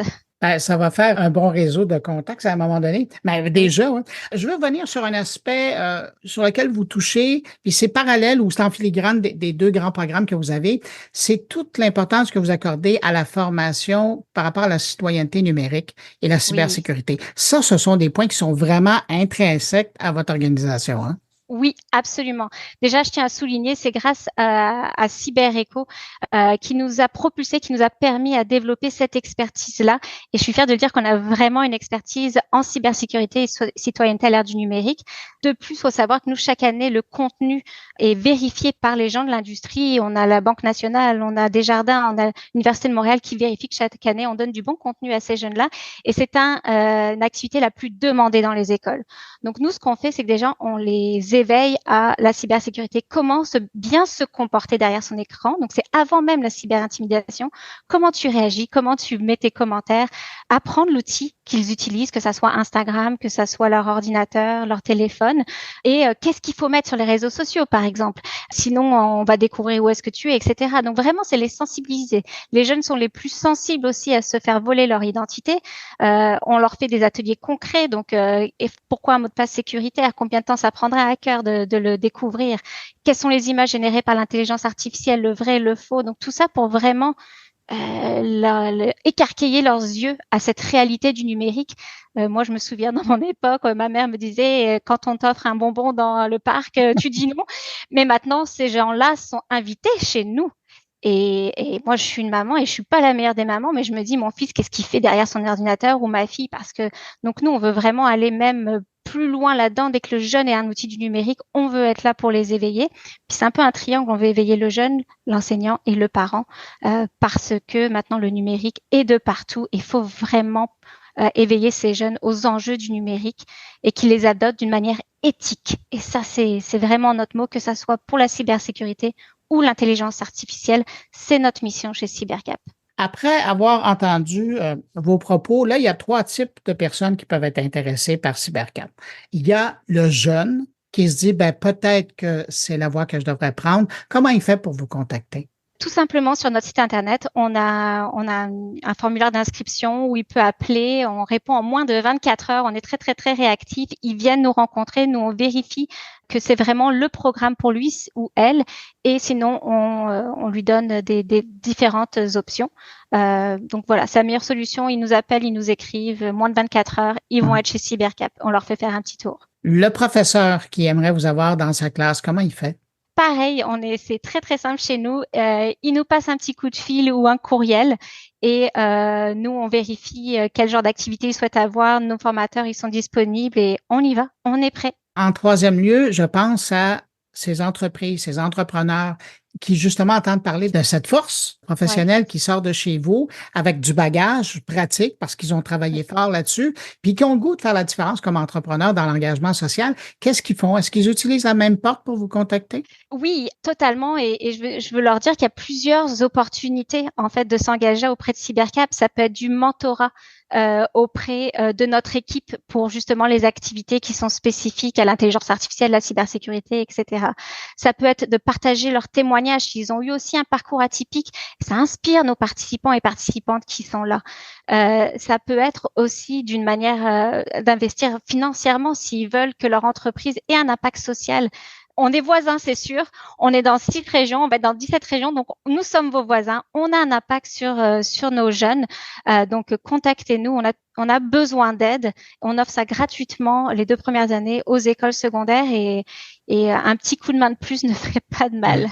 Puis, vous venez de le mentionner, puis je veux qu'on termine là-dessus. À l'heure actuelle, vous êtes présent dans quelle région du Québec et quelles sont vos prochaines régions? Alors, on est présent à Montréal, bientôt à Laval dans les prochaines semaines, centre du Québec, Chaudière-Appalaches, Capitale-Nationale, la Montérégie, bientôt le Bas-Saint-Laurent à Rimouski au mois d'avril. Ensuite, on va aller dans les Laurentides, Estrie et toute autre région qui lève la main, très honnêtement. On va être au poste et on veut engager des formateurs, formatrices locales. Donc, s'il y en a aussi qui sont intéressés de faire partie de cette belle équipe et d'avoir un impact sur le futur et de laisser un leg, ils peuvent nous contacter. Bon, là, vous venez d'envoyer plein de bouteilles. Il y a sûrement des gens qui vont les attraper. Marie-Astrid Dupont, vous êtes directrice générale de CyberCap. Merci d'avoir pris de votre temps pour répondre à mes questions, puis je vous souhaite une bonne année 2024. Merci à vous aussi, Bruno. Ici Patrick Pierrat, éditeur de l'infolettre InfoBref. Connaissez-vous InfoBref ? C'est un moyen simple et gratuit de connaître chaque matin l'essentiel des nouvelles importantes.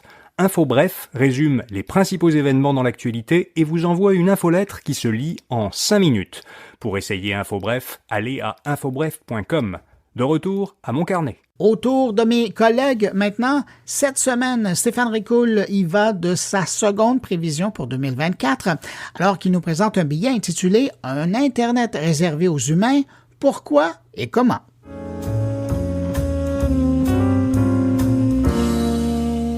En début d'année, je vous épare de mes perspectives pour 2024. Comme réponse potentielle à celles liées à la fragilisation de nos démocraties à travers le monde, j'évoquais cette possibilité que l'on commence sérieusement à parler de la notion d'un Internet réservé aux humains. Je me propose donc ici de développer un peu plus cette idée qui peut paraître sans doute ridicule à première vue. La motivation derrière cette idée saugrenue est qu'en 2024, il est légitime de craindre que des gigantesques opérations de manipulation soient menées sur les réseaux sociaux où une armée de robots tentera d'influencer nous autres faibles humains dans une direction donnée, puisque plus de la moitié de la population mondiale sera invitée à se rendre aux urnes. Cerise sur le gâteau, ces robots sont toujours de plus en plus dangereux, ou raffinés, devrais-je dire, notamment grâce aux récents progrès réalisés en matière d'intelligence artificielle générative. Et ils sont en grand nombre, puisque 47,4% du trafic Internet mondial semble être généré par des robots. En fait, dans la réalité, que l'on le veuille ou non, nous risquons dans un proche avenir d'avoir plus de robots que d'humains qui naviguent sur Internet selon une étude Bad Bot Report 2023 de Minvera. D'où l'idée d'un Internet réservé aux humains. Que nous dit d'autre cette étude? Eh bien, on y apprend qu'il existe des bons robots et des mauvais robots. Les bons robots sont conçus pour réaliser des tâches bénéfiques pour les utilisateurs et les propriétaires de sites web. Par exemple, vous pouvez penser aux robots d'indexation, utilisés par les moteurs de recherche pour indexer le contenu des sites web et améliorer la pertinence des résultats de recherche. Les robots de veille, qui surveillent des sites web pour des mises à jour ou des changements qui sont utiles pour la veille concurrentielle ou la surveillance des prix. Ou encore les chatbots, très connus, qui fournissent une assistance client ou des réponses automatisées pour améliorer l'engagement utilisateur. Ces exemples de robots respectent généralement les directives des sites web comme le fichier robots.txt qui indique quelles parties d'un site web peuvent ou ne peuvent pas être parcourus par des robots. Eh bien, ces bons robots représentaient 17,3% du trafic Internet en 2022. Leur équivalent, mais du côté obscur de la chose, les mauvais robots, sont conçus, eux, pour mener des activités néfastes et souvent illégales. Pensez aux fameux spams qui polluent nos boîtes de courriel avec des contenus indésirables ou des liens sur des forums, des sections de commentaires ou des réseaux sociaux, ou encore les robots de grattage, en anglais pour faciliter la chose scrapping, qui extrait de grandes quantités de données de sites web sans permission, souvent pour les réutiliser de manière compétitive ou malveillante. Et enfin, dernier exemple, ceux qui font la une des journaux et des manchettes, les robots d'attaque qui lancent des attaques automatisées comme les attaques par déni de service ou les tentatives de force brute pour casser les mots de passe. Ces mauvais robots, qui ne tiennent généralement pas compte des règles établies par les sites web et qui peuvent tenter de masquer leur identité ou simuler le comportement des utilisateurs pour éviter la détection, représentaient quant à eux, en 2022, 30,2% de tout le trafic Internet, en hausse à l'époque de 2,5%. Seulement voilà, il faut savoir qu'il existe une nuance à propos de ces mauvais robots. Il y a les mauvais robots avancés et les mauvais robots modérés. Les premiers représentant malheureusement plus de la moitié du trafic de mauvais robots. Le regroupement des deux est appelé robots malveillants évasifs et en 2022 représentait les 2/3 de l'ensemble du trafic de robots malveillants. Mais c'est surtout que ce sont aussi les robots les plus conscients. Ceux qui se donnent beaucoup de mal pour cacher leur véritable identité, Et le réel problème, c'est que la répartition entre mauvais robots avancés a pratiquement doublé en proportion au détriment des mauvais robots modérés. Pour simplifier, les mauvais robots évasifs deviennent de plus en plus ingénieux et échappent souvent à la détection en imitant à la perfection les comportements humains. Avec l'essor des intelligences artificielles génératives capables de créer sans fin des contenus écrits, auditifs ou visuels, cette tendance est susceptible de s'accentuer. C'est dans ce contexte qu'émerge l'idée d'un Internet exclusivement humain. Donc, peut-être pas une idée si saugrenue ou stupide que ça. Il s'agit d'une proposition pour contrer les défis soulevés par les progrès d'intelligence artificielle et des robots, surtout ceux conçus pour se fondre parmi nous sans être repérés. Imaginez un Internet où des indicateurs de comportement plus subtils rendent difficile l'imitation par les machines, où des vérifications biométriques ou autres méthodes avancées authentifient les utilisateurs, un réseau où des lois strictes préviendraient l'exploitation abusive des données et encadreraient l'usage des robots, un espace promouvant l'éthique et l'intégrité en ligne, valorisant la véracité humaine tout en offrant des zones où robots et intelligence artificielle pourraient opérer librement, mais sous certaines conditions. Une certaine forme de paradis en ligne, en quelque sorte. Bien que l'idée puisse paraître utopique et complexe, il est crucial tout de même d'en discuter, car elle soulève des interrogations majeures sur l'avenir de la cybersécurité, la confidentialité, la désinformation et la gouvernance d'Internet. Une conversation qui devra inclure un éventail d'intervenants pour évaluer les conséquences techniques, sociales, juridiques et éthiques d'un tel espace. Une alternative à celle d'avoir un Internet entièrement réservé aux humains serait une approche plus équilibrée qui pourrait consister à renforcer les réglementations et les technologies de détection des robots pour s'assurer que les robots bénéfiques restent utilisables tout en minimisant les impacts négatifs des robots malveillants. J'imagine que l'on peut compter sur l'Europe pour nous réglementer tout ça. Mais il est également essentiel de ne pas perdre de vue l'importance de promouvoir la sensibilisation et l'éducation des utilisateurs pour naviguer en toute sécurité dans l'écosystème numérique complexe d'aujourd'hui. Comme à l'habitude, c'est le moment d'aller rejoindre mon ami Jean-François Poulain pour parler UX. Bonjour Jean-François. Bonjour Bruno. Jean-François, cette semaine, on parle d'accessibilité. Ben, écoute, moi, tu sais, c'est un de mes dossiers. Hein, dans l'UX, il y a le dossier, évidemment, accessibilité. On en a parlé quelques fois là, dans les dernières années, dans les dernières chroniques, avec Denis Boudreau, entre autres, qui est un grand spécialiste canadien, qui me disait, je sais pas si tu t'en rappelles, qu'au Canada, les personnes handicapées, là, ils disposent d'un pouvoir d'achat de 55 milliards de dollars après impôts, selon la Chambre de commerce de l'Ontario. Puis aux États-Unis, c'est 504 milliards de dollars annuellement, d'après l'American Institute for Research. Donc, ne serait-ce que cet argument-là, ça fait que l'accessibilité, c'est quelque chose qui est important à considérer. Puis, on parle d'accessibilité, on parle d'inclusion aussi, on parle de tout ce qui peut être langue étrangère, de nouveaux immigrants, de gens qui arrivent avec leur famille. Et puis, il y en a là-dedans, ben, c'est des parents, des grands-parents, des fois, qui s'adaptent jamais complètement au langage. Et puis, ben, c'est l'analphabétisme, c'est le daltonisme, c'est extrêmement large. On s'imagine souvent que tout le monde a une certaine norme de perfection puis que ces problèmes-là touchent pas la majorité des gens, mais au contraire, c'est beaucoup de gens, si on en juge, ne serait-ce que par les chiffres que ça représente. Donc voilà, cette semaine, effectivement, je parle avec Céline Bouillon, qui est Lead Design UX et Accessibilité. Elle travaille en France et c'est sa spécialité. Puis je trouvais intéressant son profil parce qu'elle est hybride, elle est originalement en ingénierie, programmation, développement et elle a transité vers le design à un moment donné. Donc ce qui fait que elle a aidé à concevoir dans la compagnie où elle travaille design system. On a déjà parlé des design systems. C'est cette espèce d'outil qui permet à tout le monde de se parler dans un processus de production d'un projet numérique. Là. On documente tout là, au-delà de...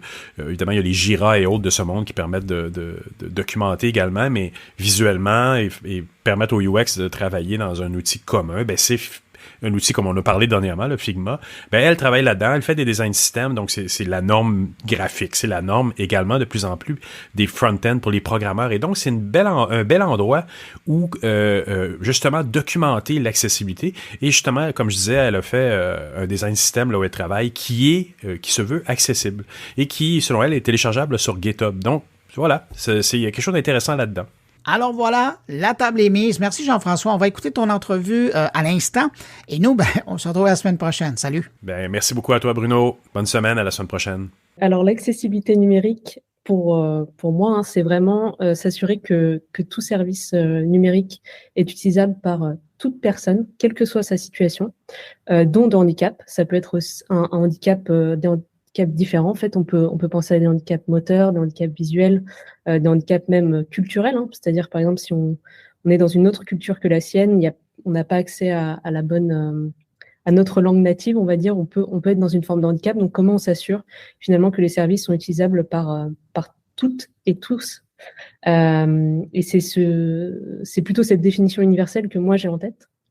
Bien sûr, il y a un focus sur tout ce qui est handicap.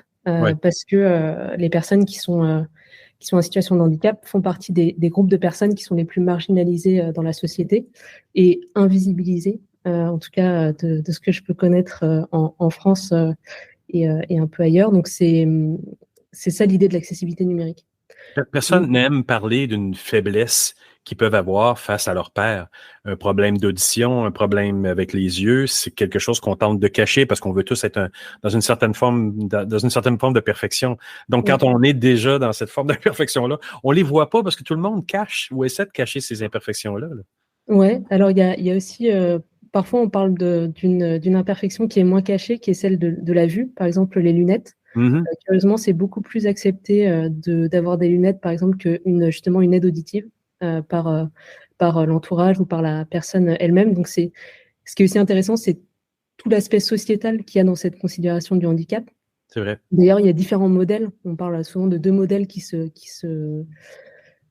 s'affrontent, entre guillemets, qui sont un peu à l'opposé en tout cas. C'est le modèle plutôt médical, où on considère qu'on a un problème et qu'il faut le soigner pour arriver à réintégrer, on va dire, la société, prendre partie dans la société, versus un modèle plus sociétal, environnemental, on dit aussi, qui consiste à dire, finalement, notre environnement aussi nous handicape. Et donc, comment on fait pour changer cet environnement pour qu'il soit moins handicapant pour les personnes? Et c'est pour ça que souvent, je vais avoir tendance à dire personne en situation de handicap et pas personne handicapée. C'est pas forcément ce qu'on appelle encore en France, je sais pas si c'est le terme, mais en tout cas, la novlangue. C'est vraiment pour dire, situation, ça remet quelqu'un dans un contexte, et il y a ce contexte qui est handicap. Et par exemple, je donne souvent l'exemple dans la rue, dans l'espace urbain, il y a des trottoirs. Décider en fait d'abaisser les trottoirs, ça permet à des personnes qui sont en béquille, qui ont une poussette, qui sont dans un fauteuil roulant, de pouvoir mieux naviguer. Et là, c'est la même idée, mais dans le monde numérique. Et ce qui me tient à cœur, c'est souvent, donc d'un point de vue design, on va dire, puisque je suis dans cette partie-là, c'est la notion, ce que j'appelle l'équité expérientielle. La plupart du temps, on va designer des expériences sur la base de la vue. Et en fait, il y a d'autres manières d'expérimenter le numérique grâce à des technologies d'assistance, ce qu'on appelle les technologies d'assistance. Donc, je donne pareil souvent l'exemple de quand on est aveugle, parce que ça permet de voir rapidement à quoi ça correspond, mais quand on est aveugle, on va expérimenter plutôt le monde par l'ouïe, et donc un lecteur d'écran, donc qui est une technologie d'assistance qui permet aux personnes aveugles, quand c'est bien développé, quand un produit est bien conçu, d'accéder à l'expérience par l'ouïe. Finalement, il faut qu'on s'assure, nous, designers, je pense que c'est notre responsabilité dans ce qu'on conçoit, de concevoir à la fois pour quelqu'un qui y voit, à la fois pour quelqu'un qui va entendre cette expérience, qui va accéder à l'expérience par lui, ou par le toucher. Et donc là, c'est par exemple une personne aveugle qui saurait le braille et qui utilise une plage braille. Et donc tout ça, ça va, si on voit vraiment cette manière de designer en fonction du sens primaire qu'on utilise et de cette volonté d'arriver à l'équité expérientielle, on arrive aussi à designer mieux, je pense. Et c'est pas, j'imagine, on parle de la responsabilité des designers, mais c'est toutes les équipes de développement numérique, parce qu'on s'entend qu'un PO ou bien un chargé de projet qui ne met pas le temps nécessaire en amont, en début de projet, à analyser ou à juste prendre le temps de comprendre qu'est-ce qu'il va falloir faire sur le projet pour le rendre accessible et inclusif, c'est pas rien non plus, là, parce qu'on aurait beau dire, oui, mais non, mais il faut prévoir au niveau design. Il y a aussi des développeurs qui ont une responsabilité. Quand tu disais tout à l'heure, pour être capable de lire avec un lecteur, il faut que les tabulations, par exemple, soient l'ordre chronologique des choses sur la page soit organisé intelligemment. C'est pas rien, là. C'est une responsabilité dans toute la chaîne, finalement. Ouais, exactement. Et j'aime beaucoup que tu parles de termes de chaîne, parce que moi, justement, je parle aussi de chaîne de l'accessibilité numérique, qui peut être à tout niveau. Donc, si tu le prends à l'échelle d'un produit ou d'un service, effectivement, c'est la chaîne entre les différentes personnes qui sont dans l'équipe, qui font le produit. Et donc, même à la fin, je dirais que toute la partie test ou QA, c'est hyper important que les personnes ici soient formées à utiliser, par exemple, certaines technologies d'assistance, au moins à tester au clavier pour s'assurer que, justement, il y a une bonne navigation clavier, qu'il y a les alternatives, etc. Et donc, si, en fait, on n'en est pas convaincu, il faut raisonner par l'absurde. C'est-à-dire que si on débute pas, effectivement, avec un chef de projet ou une chef de projet, une personne qui est PO, et qui se dit, OK, comment je dois inclure l'accessibilité numérique, on est quasi sûr que ce ne sera pas le cas et que ce sera vu plus tard comme un budget supplémentaire et tout refaire, etc. Exactement, c'est ce que j'allais dire. Comment quelqu'un qui démarre un design system aujourd'hui, puis quand je parle de design system, là, pour ceux qui écoutent, c'est toutes les composantes graphiques qui peuvent être utilisées par un designer, qui sont uniformisées, et maintenant avec Figma, qui sont très collés sur le code également, là, il y a une version développeur pour Figma maintenant il peut littéralement y avoir du code, c'est un peu de ça que tu parlais tout à l'heure, il peut littéralement y avoir déjà dedans la bonne nomenclature, le bon code pour que le développeur puisse l'utiliser. Comment quelqu'un qui part un design system aujourd'hui peut s'inspirer de la bonne documentation? Parce que ce que tu parles là, c'est pas évident pour quelqu'un qui ne sait pas du tout. Est-ce qu'il y a des exemples de design system en ligne qui sont téléchargeables pour savoir comment bien démarrer? Alors, bon, nous à ING, donc l'entreprise dans laquelle je travaille, il y a le site donc de Fluide où il y a des éléments, mais qui sont plus, c'est vrai, pour les développeurs, qui sont plus ouverts pour les développeurs, puisque nous, c'est plutôt sur Figma, mais des bons endroits où je dirais traîner ces guêtres de designers, c'est les design systems dans des pays, en fait. Des pays, par exemple, la France, il y a un système de conception de l'État. Donc ça peut être intéressant aussi de voir ce qui est documenté. Cet accompagnement-là, moi j'ai réfléchi en me disant d'un point de vue UX de quoi on a besoin, et ça demande aussi des choix, en fait, des choix de conception. Par exemple, quand on fait, j'ai parlé des formulaires tout à l'heure, mais on arrive rapidement au pattern. Donc par exemple, quand on parle de pattern d'erreur, qu'est-ce que ça fait un pattern d'erreur quand on le voit? Qu'est-ce que ça fait un pattern d'erreur quand on l'entend? Par exemple, est-ce qu'on décide de faire d'attraper les erreurs directement, ou est-ce que ça représente de la pollution auditive? Quel choix, en fait, de conception on va faire?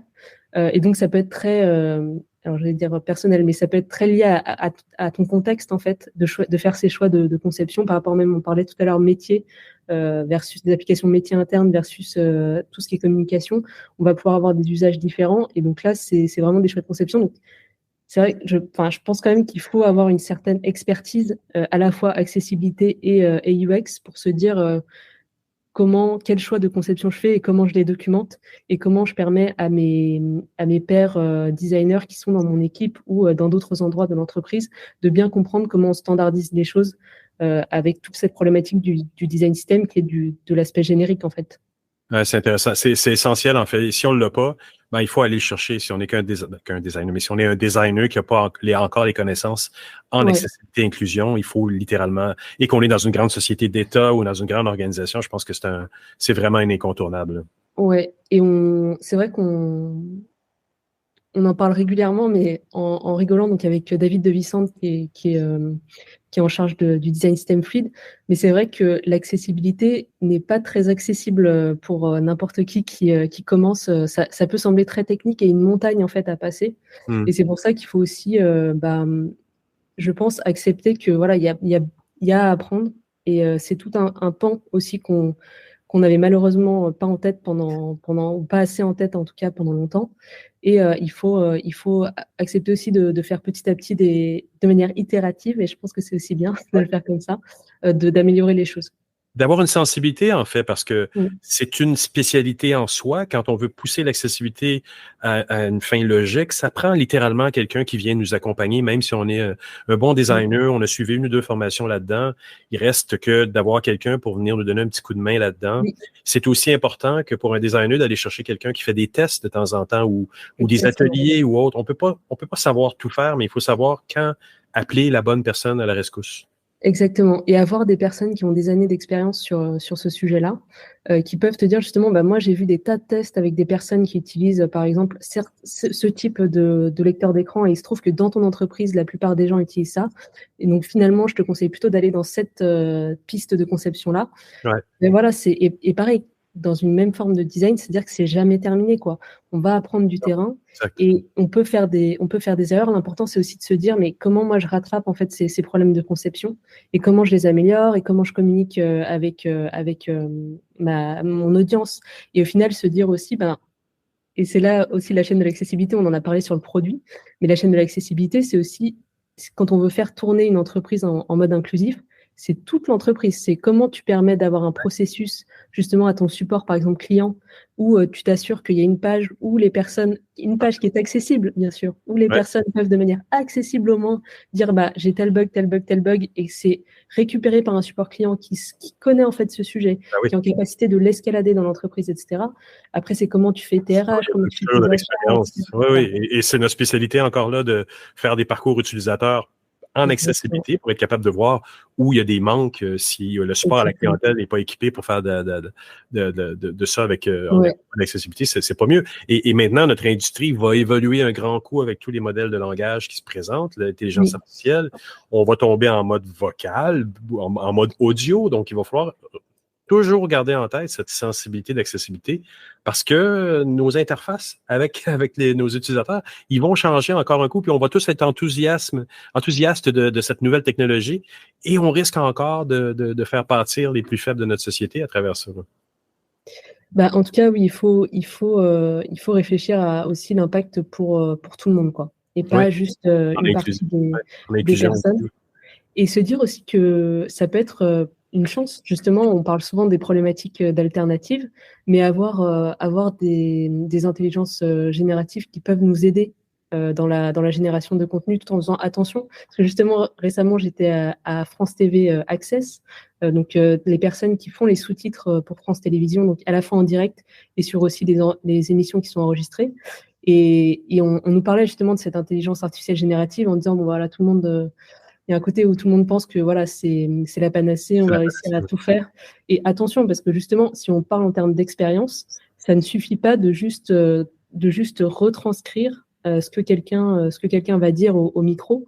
Par exemple, la manière dont je parle là, il est très probable que si c'est retranscrit directement par une intelligence générative, à la lecture, on se dira mais de quoi elle parle? On voit pas que tu es enthousiaste quand tu en parles. Mais c'est vrai, il manque le contexte souvent. Là. Oui, et il faudrait comme retranscrire pour que ce soit lisible d'un point de vue écrit et entendable pour tout le monde, compréhensible pour tout le monde. C'est un très, très large dossier. C'est super intéressant. Je pense qu'on va sûrement en reparler dans les mois qui vont revenir avec l'introduction de plus en plus grande de l'intelligence artificielle. Céline, j'aimerais te remercier vraiment beaucoup pour cette belle entrevue.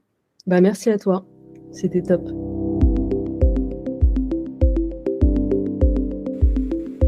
Voilà, c'est ainsi que se termine cette édition de Mon Carnet. Un gros merci à nos invités.